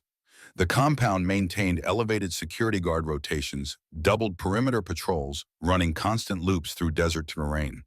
Brothers who'd fought together now recovered together, their wounds binding them tighter than any ceremony could manage. Dom spent the time coordinating with other charters, his new authority as regional commander requiring immediate attention to operational details that couldn't wait for celebration. Phone calls to Nevada about shared intelligence networks, video conferences with New Mexico discussing coordinated patrols along the Mexican border, encrypted emails to California outlining the precedent they'd set and the framework for future cooperation against cartel incursion. Jax handled the logistics of the ceremony with military precision, coordinating arrivals from chapters across 3 states. By dawn of the 3rd day, over 300 bikers had assembled at the compound, the largest gathering of Hell's Angels in Arizona history. Not just brothers, but their families, their wives, their children. The Shield sisters came too, women whose survival depended on the network's strength, their presence testament to why the fight mattered. Claire spent those days helping Becca process the rescued women, her own trauma giving her credibility that professional counselors sometimes lacked. She sat with the ones who couldn't stop shaking, the ones who flinched at sudden movements, the ones who stared at walls and saw nothing but memory. Her voice stayed gentle, but her message carried steel. You survived. Now you get to choose what survival means. Sophia's pregnancy advanced with alarming speed, her body preparing for birth weeks ahead of schedule. Doc monitored her, closely concerned about stress-induced complications, but unable to recommend anything beyond rest that Sophia refused to take. She moved through the compound organizing food for 300 people, coordinating sleeping arrangements, ensuring every detail reflected the significance of what they were marking. The morning of the ceremony arrived with Arizona heat already building toward brutal. Brothers assembled in the compound's central courtyard, a space large enough to hold the crowd with room for formation and movement. Bikes lined the perimeter in gleaming rose chrome, catching sunlight, leather, and steel, and tradition made visible. Nate Sterling stood at the center, holding the gavel that marked official proceedings. His white beard had been trimmed, his leather cut freshly cleaned, his presence carrying the weight of decades spent building something that outlasted individual lives. When he struck the gavel 3 times against the wooden block, silence fell immediate and total. This gathering serves dual purpose. His voice projected without microphones trained by years of battlefield commands. First, to recognize brothers who stood against overwhelming odds and emerged victorious. Second, to formally induct a woman into status never granted before. Both matters require witness and approval from assembled membership. The brothers responded with synchronized engine revs approval given through machinery rather than words. Nate nodded acceptance and gestured for Dom to approach. The walk across that courtyard felt longer than any Dom had taken, every eye tracking his movement history and expectation heavy on his shoulders. Dominic Kane. Nate's formality marked the moment's significance. You led Arizona Charter through crisis, coordinated 5 chapters in simultaneous operations, defeated cartel forces and rescued 47 innocent lives. National has recognized your leadership with promotion to regional commander authority over 800 brothers across 3 states. Nate held out the new patch regional designation embroidered in colors that caught light and attention. Dom took it with steady hands despite the tremor he felt internally. This wasn't just recognition. This was burden. This was responsibility for 800 lives and their families and the network they protected. This was the price of victory, measured in sleepless nights and impossible decisions, in the weight of command that never truly lifted. Do you accept this authority and its obligations? I accept, Dom's voice carried across the courtyard. I'll serve these brothers in this purpose until I can't stand or they remove me, whichever comes first. The brothers erupted in approval. Engine's roaring fists raised the primal acknowledgement of hierarchy and leadership that predated civilization. Jax approached and removed Dom's old president patch with ceremonial care, replacing it with regional commander designation. The physical weight remained identical, but the symbolic weight increased exponentially. Iron stepped forward, the national representative who delivered the news 2 days prior. On behalf of national organization, we confirmed Dominic Kane as regional commander, with full authority effective immediately. He produced a leather-bound ledger, the official record of membership and leadership spanning decades. Your name joins those who came before, those who built what we protect. May you honor their legacy and build your own. Dom signed the ledger with a pen that had marked similar commitments since the club's founding. His signature joined names he'd known and respected, men who died defending what the patch represented. The mortality implicit in that list wasn't lost on anyone watching. Leadership meant standing first and falling first when threats emerged. The ceremony's first part concluded with traditional recognition, 3 strikes of Nate's gavel marking official transition. Brothers approached in order of rank to acknowledge the new hierarchy, gripping Dom's hand or shoulder, offering the wordless support that brotherhood provided when language failed. The line stretched long, veteran riders whose scars matched Dom's younger members, who'd only heard stories about Vietnam prospects, who saw in Dom the future they aspired to earn. When the line finally exhausted itself, Nate struck the gavel once more. Now we address unprecedented matter. Claire Morgan stepped forward. Claire emerged from the crowd wearing the white vest Dom had given her 3 days ago. Cordite stains had been cleaned away, blood washed out, but the vest showed marks of combat that added rather than detracted from its significance. She walked with the careful control of someone aware that hundreds of eyes tracked her movement, her spine straight despite visible nervousness. Becca and 3 other Shield sisters flanked her solidarity and formation. Sophia joined them too, moving carefully, but refusing to miss this moment. The women formed a separate but equal presence, their angel wing pendants catching sunlight, their unity, a counterpoint to the brothers' brotherhood. Nate addressed the assembly, his voice carrying history and precedent. Claire Morgan saved the life of our brother's wife, fought beside us in operations against cartel forces, demonstrated courage under fire, and commitment to principles we claim to value. Sarah Kane, my predecessor's daughter, built the Shield Sisters network that protects hundreds of women. Claire embodies that mission spirit. He turned to face Claire directly. The vest you wear marks you untouchable, under our protection, beyond threat. But it also marks you with responsibility, to stand when others can't, to fight when others won't, to protect those who need protecting, regardless of kin. Do you accept this burden? Claire's voice came steady despite the magnitude of what she faced. I do. I've spent 7 years running from my past, from the violence I survived and the violence I committed. I'm done running. I'm ready to stand. Then by authority granted through national organization and approved by assembled membership, I declare you Shield Sister and honorary member of Hell's Angels. First woman to hold this status. May you honor it through action and courage. Nate produced a second patch, smaller but equally significant, Hell's Angels emblem, modified with Shield Sisters integration. Claire's hands trembled, taking it, understanding that she now stood at the intersection of 2 worlds that rarely overlapped. The women cheered high-pitched and fierce. The brothers revved engines approval, given through tradition's language. Sophia stepped forward and placed something around Claire's neck, Sarah's angel wing pendant, the one Dom had given his first wife decades ago. This belonged to the woman who started all of this. Now it's yours. Carry it with her memory and our support. Claire touched the pendant, tears tracking down her face despite attempts at stoic control. Thank you. It came out rough but sincere. For trusting me. For letting me be part of something that matters. You earn trust. Dom approached his regional commander authority, lending weight to the words. Trust isn't given. It's proven. You proved it in blood and fire. Now you're family. Forever. The ceremony concluded with formation riding 300 bikes rolling through the compound in synchronized patterns that demonstrated both discipline and freedom. Claire rode in the center position of honor, flanked by Becca and Sophia, the three women surrounded by protective rings of brothers. The formation moved like a living organism, each rider maintaining precise distance, while the whole flowed with organic grace. Dom led from the front, his new patch visible to everyone, following the responsibility settling into his bones alongside all the other weights he carried. Behind him rode Jax, then Tank, then the other veterans, whose experience formed the core around which younger members organized. This was what they protected, not just individuals, but the structure itself, the framework that allowed protection to exist and persist. The ride lasted an hour, winding through desert roads and highway stretches, ending back at the compound where food and celebration waited. But as engines cut and brothers dismounted, Jax received a call that changed everything. His face went tight and professional, the expression Dom recognized from combat when bad news arrived through radio static.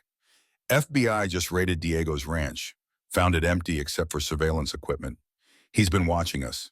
He pulled up photos on his phone showing camera feeds of the compound, multiple angles, high-resolution images. He knows our layout, our security, everything. How long has he been watching? Tron took the phone, studying the images with tactical assessment. Agent Chen estimates 3 days minimum, since before the ceremony. Jax's jaw set. He's planning something big enough that he needed detailed intelligence first. Where is he now? Unknown. But Chen found something else. Intercepted communications between Diego and contacts in Sinaloa. He's requested reinforcements. 50 soldiers inbound from Mexico, ETA 48 hours. The celebration died around them as word spread through informal channels. Brothers stopped mid-conversation, their combat instincts recognizing the shift from peace to preparation. The women understood, too, their survival depending on reading danger before it manifested fully. We need to relocate everyone. Sophia appeared at Dom's elbow, her organizational mind already solving problems. Get the women to back up safe houses. Scatter the brothers. Make ourselves hard to target. No, Dom's strategic thinking took a different path. We make ourselves the target. Draw Diego here, where we control terrain and have numerical advantage. Let him come to us. That's suicide. Claire objected. 50 cartel soldiers plus whatever Diego's retained from his Phoenix operation. You're talking about defending against maybe 80 hostiles with 300 defenders. Dom gestured at the assembled brotherhood, on prepared ground with advance warning and superior motivation. I'll take those odds. What about the women? Becca's pragmatism cut through tactical optimism. We can't have civilians in a war zone. You evacuate them. Dom looked at Sophia, seeing protests forming. All of them, including you. Take them to Nate's secondary compound in Nevada. It's further and better secured. Stay there until this is finished. I'm not leaving you. Sophia's hand went to her pregnant belly. We're in this together. You're 8 months pregnant with my child. Dom's voice softened but didn't bend. I can fight Diego if I know you're safe. I can't fight if I'm worrying about you catching a stray round. Please. For me. For the baby. Go. The plea worked where command wouldn't have. Sophia's eyes filled, but she nodded acceptance. When this is over, you come get us, both of you. Her gaze included Claire. No martyrdom, no heroic sacrifices. You both survive and come home. Promise. Claire said it first. Dom echoed it second. The word felt heavier than any patch or pendant, weighted with intention and hope, and the desperate desire to make truth from aspiration. The evacuation began immediately. Shield sisters coordinating movement with the practiced efficiency of people who'd done this before. Women and children loaded into vehicles with go bags and emergency supplies. Becca stayed long enough to ensure everyone had destinations and communications, then rode out with the last group, leaving the compound to brothers and the coming violence. Dom spent the next 24 hours transforming the compound into a fortress. Guard towers reinforced with additional steel plates. Approach routes rigged with improvised obstacles that wouldn't stop vehicles but would slow them enough for targeting. Ammunition distributed to firing positions with clear fields of overlapping coverage. Medical bay expanded and staffed with brothers who'd served as combat medics in various wars. Claire refused evacuation despite Dom's arguments, her untouchable status and combat experience making her insistence hard to dismiss. She took position in one of the towers with a rifle she handled with disturbing competence. Her white vest exchanged for tactical gear that wouldn't make her a spotlight in darkness. Agent Chen arrived in person 12 hours before Diego's estimated arrival, her FBI tactical team setting up a perimeter outside the compound's immediate defenses. Official and unofficial forces coordinating through necessity rather than protocol, both sides understanding that surviving took priority over jurisdictional disputes. We've got arrest warrants for Diego and Marcus. Chen laid out the legal framework. My teams will try to take them alive for prosecution. But if they resist with lethal force, we respond in kind. She met Dom's eyes. I can't officially sanction what you're planning, but unofficially, you've got my support. Appreciate it. Dom knew the limits of what FBI could acknowledge. We're not looking to kill anyone we don't have to, but we're not dying to satisfy legal procedure. Understood. Chen pulled out her sidearm and checked it with the casual competence of someone who'd used weapons in field situations.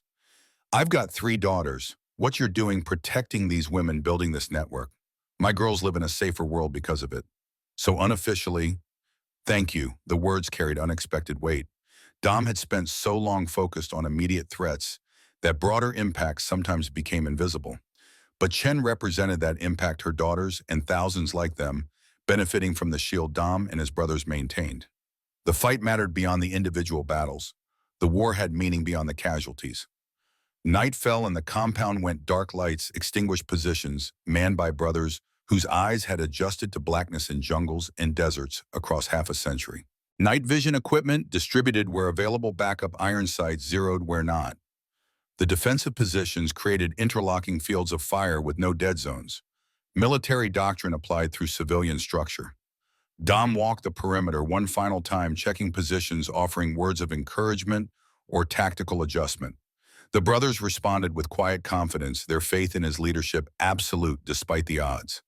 At the last position, he found Jax, the old friend, who'd stood beside him through every war, his sniper rifle zeroed for distance shots. Like old times, Jax's voice carried nostalgia without sentimentality. Except we're old now, and the enemy speaks Spanish instead of Vietnamese. Enemy's always the same. Dom settled in beside him. Different uniforms, different languages, same evil underneath. Same need for someone to stand against it. You scared, terrified. Dom admitted what he rarely said aloud. But fear means we're alive to feel it.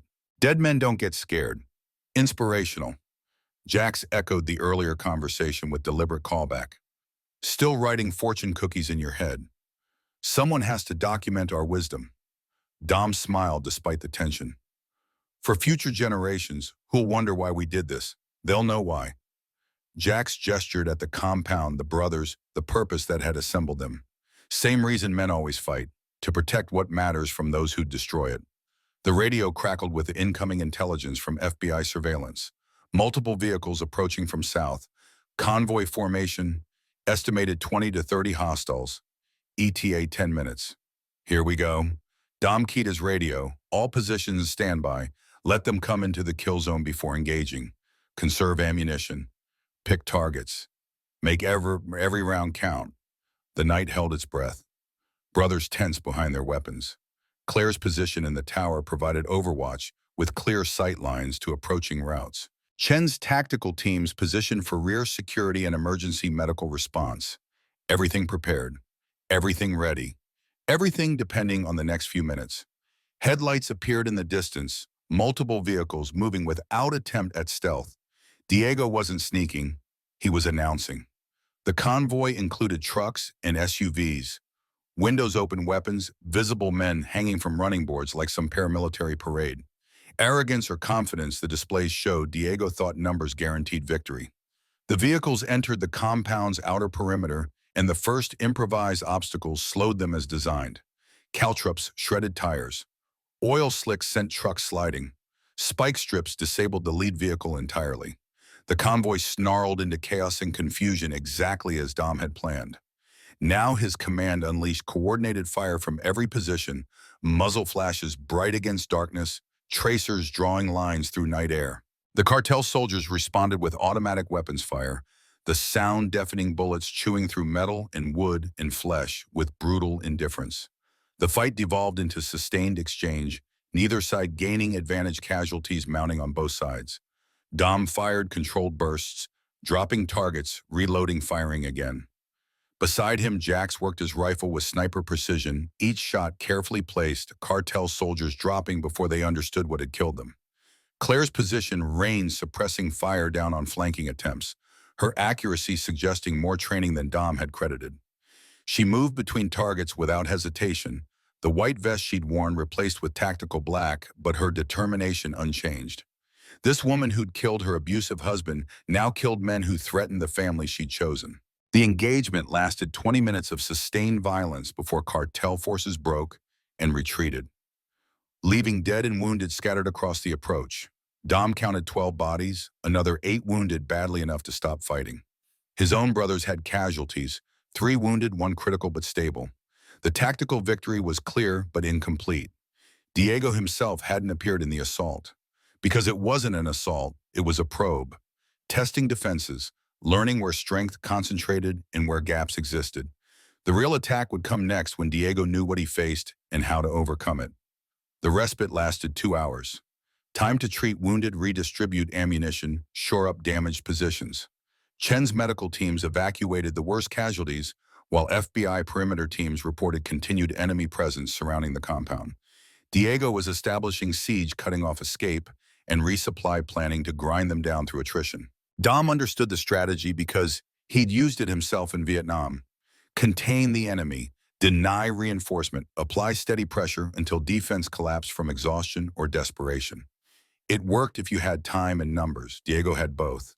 Dom had determination and home ground advantage. The second attack came at dawn, coordinated assault from 3 directions with heavy weapons that hadn't appeared in the first engagement. Machine gun fire raked defensive positions, rocket-propelled grenades impacted walls and towers, explosions rippling through the compound's outer defenses. Diego had brought war to Arizona, and war answered with its traditional currency, blood and fire and screaming metal. Dom's position took direct hit from RPG, the explosion throwing him backward, his ears ringing his vision, swimming with concussion effects. He forced himself up, grabbed his weapon, returned fire on instinct because training outlasted conscious thought. Around him, brothers fought with desperate intensity, knowing this was the moment that determined survival or destruction. Jax took a round to the shoulder, spinning him around but not dropping him. He switched hands, kept firing one-handed, cursing with creative profanity that would have been impressive if circumstances allowed appreciation. Tank went down hard, legs shattered by shrapnel, screaming but still firing his weapon. Preacher dragged him to cover while maintaining return fire, multitasking born from combat experience. Claire's tower took sustained fire that collapsed the upper structure, sending her falling into debris and dust. Dom's heart stopped until he saw her crawl out, bloodied but moving, her rifle lost but her sidearm still holstered. She made it to ground-level defensive position and continued fighting without breaking rhythm. The assault peaked with cartel soldiers breaching the outer perimeter, close quarters, combat erupting in multiple locations. Brothers fought with guns and knives in fists, in improvised weapons. Savage violence at intimate range where survival measured in split seconds and inches. Dom found himself face to face with 3 soldiers, his weapon empty, his body moving on muscle memory, older than conscious thought. He killed the first with his knife blade, finding throat and opening carotid in single motion. The second died from elbow strike that crushed windpipe. The third got a round off that creased Dom's ribs before Dom's hands found his skull and twisted with force that separated vertebrae. The fight raged for 30 minutes before cartel forces retreated again, their assault broken against prepared defenses and determined resistance. Dom stood among the wreckage, breathing hard blood on his hands and face, some his and some not.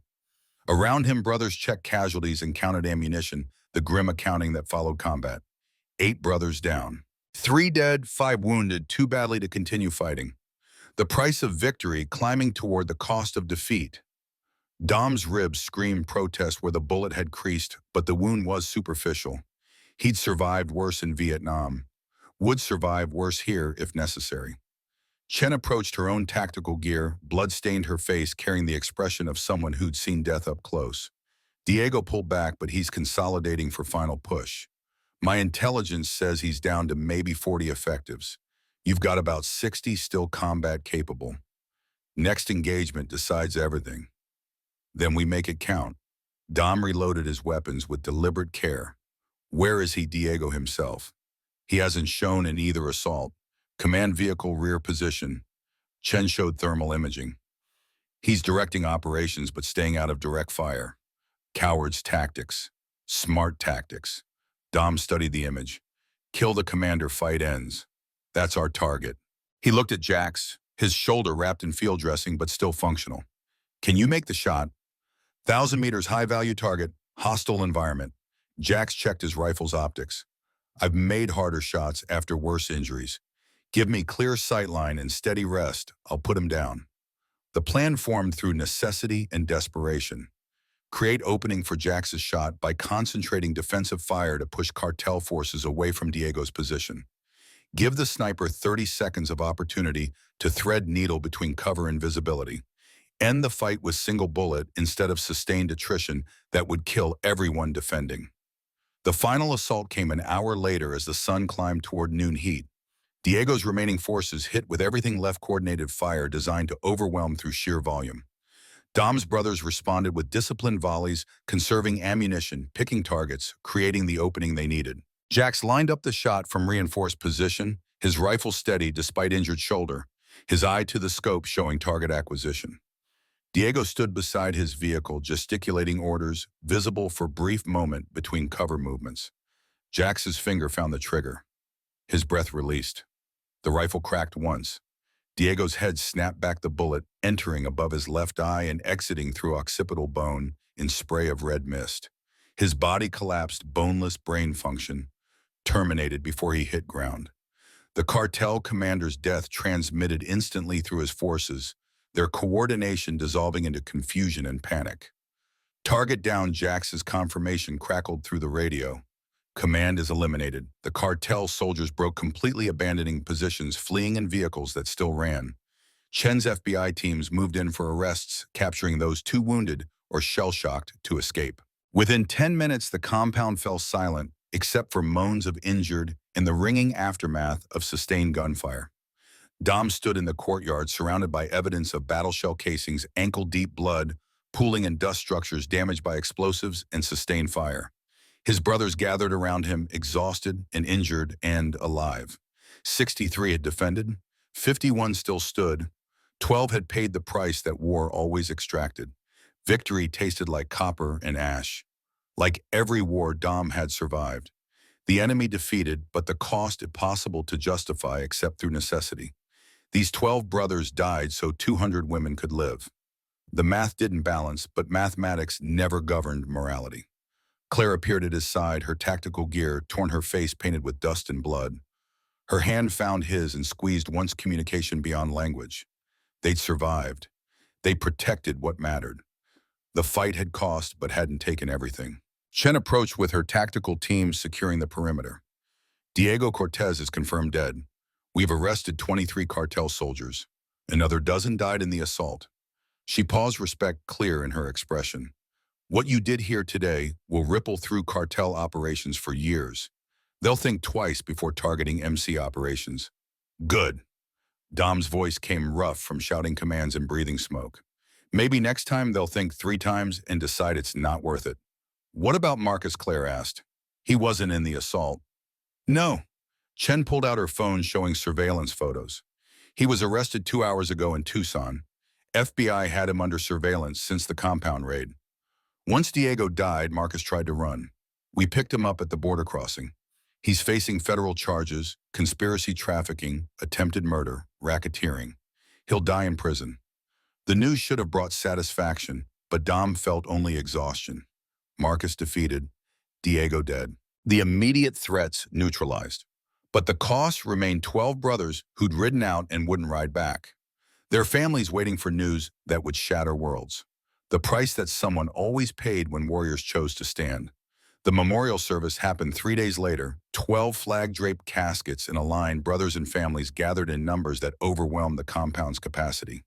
Dom spoke at each service, his voice breaking more than once, the weight of command crushing down with each name he had to commemorate.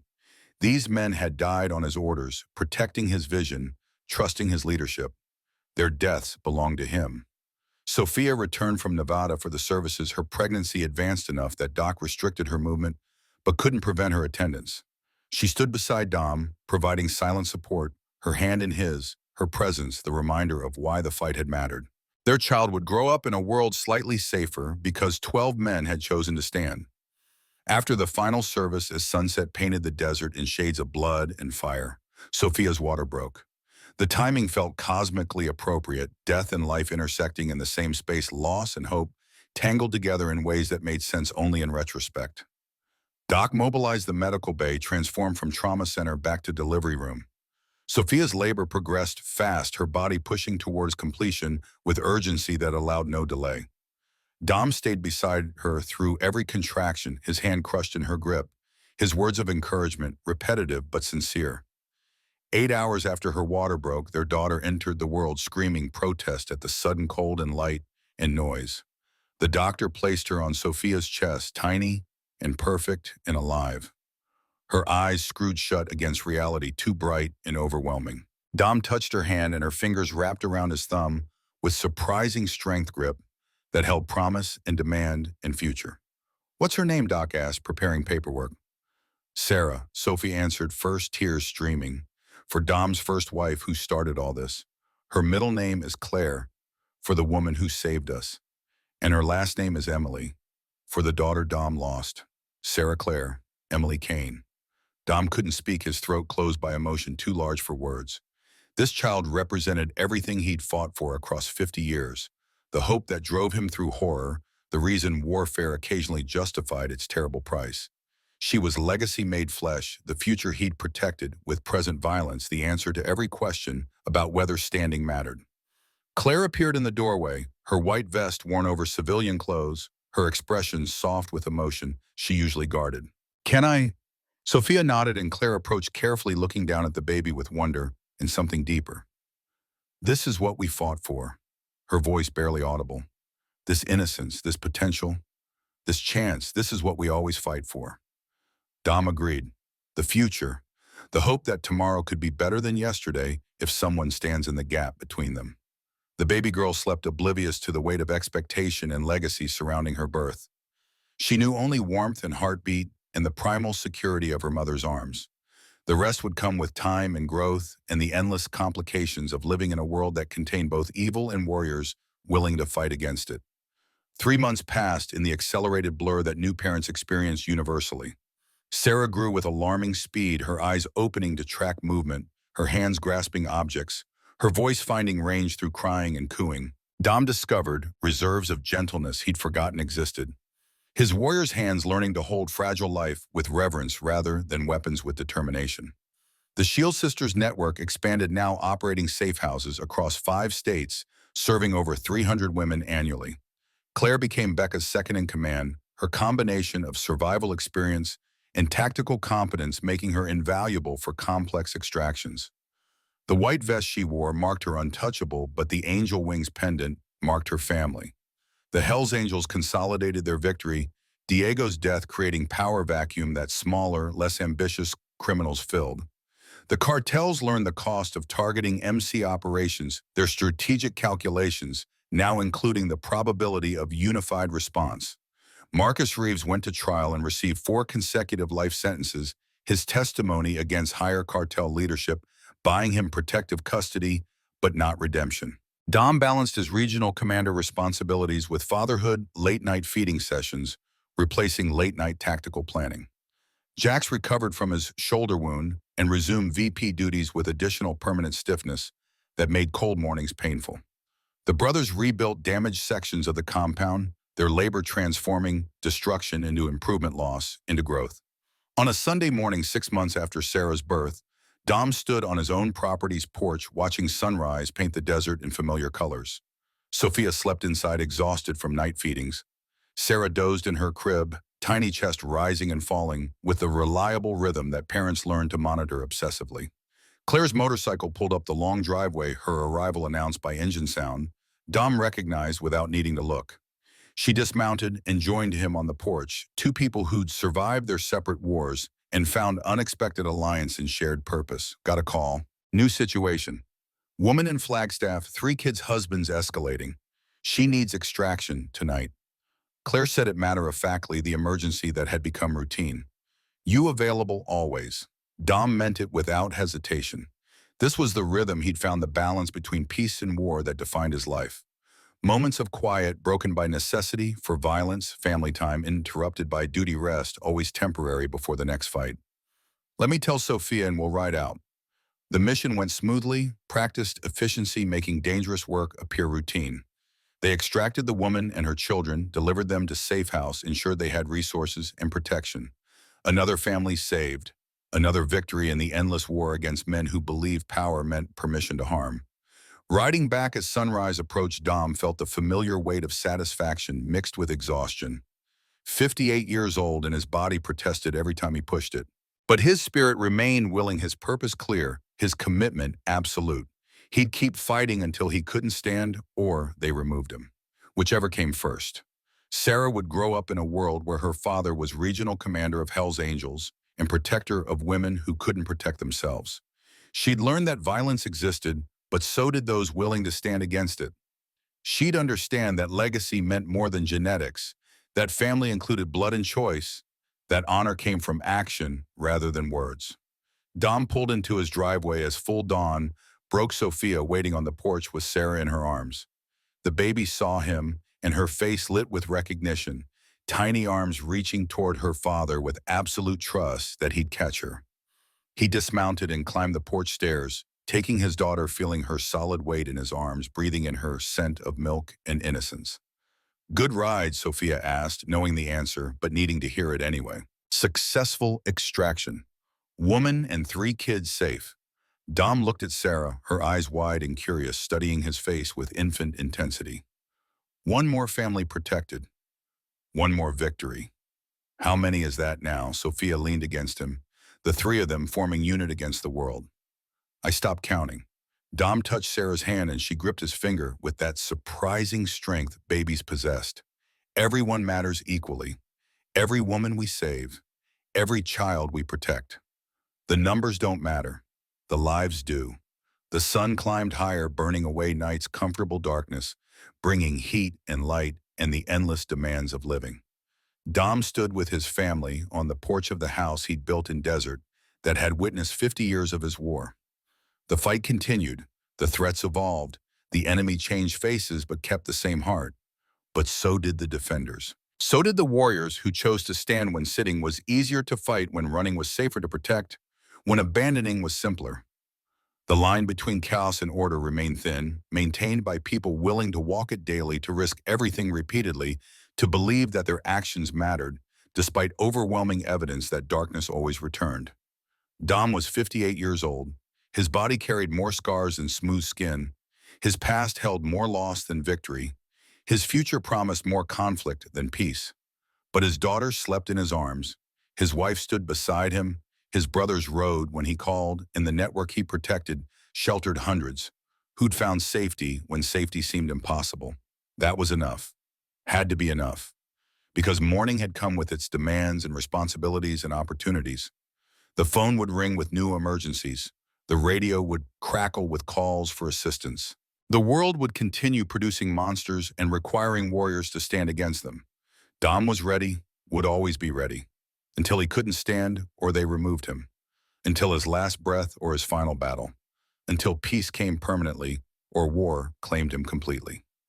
He kissed Sarah's forehead, held Sophia closer, and watched the sun climb higher over the desert he'd defended for half a century.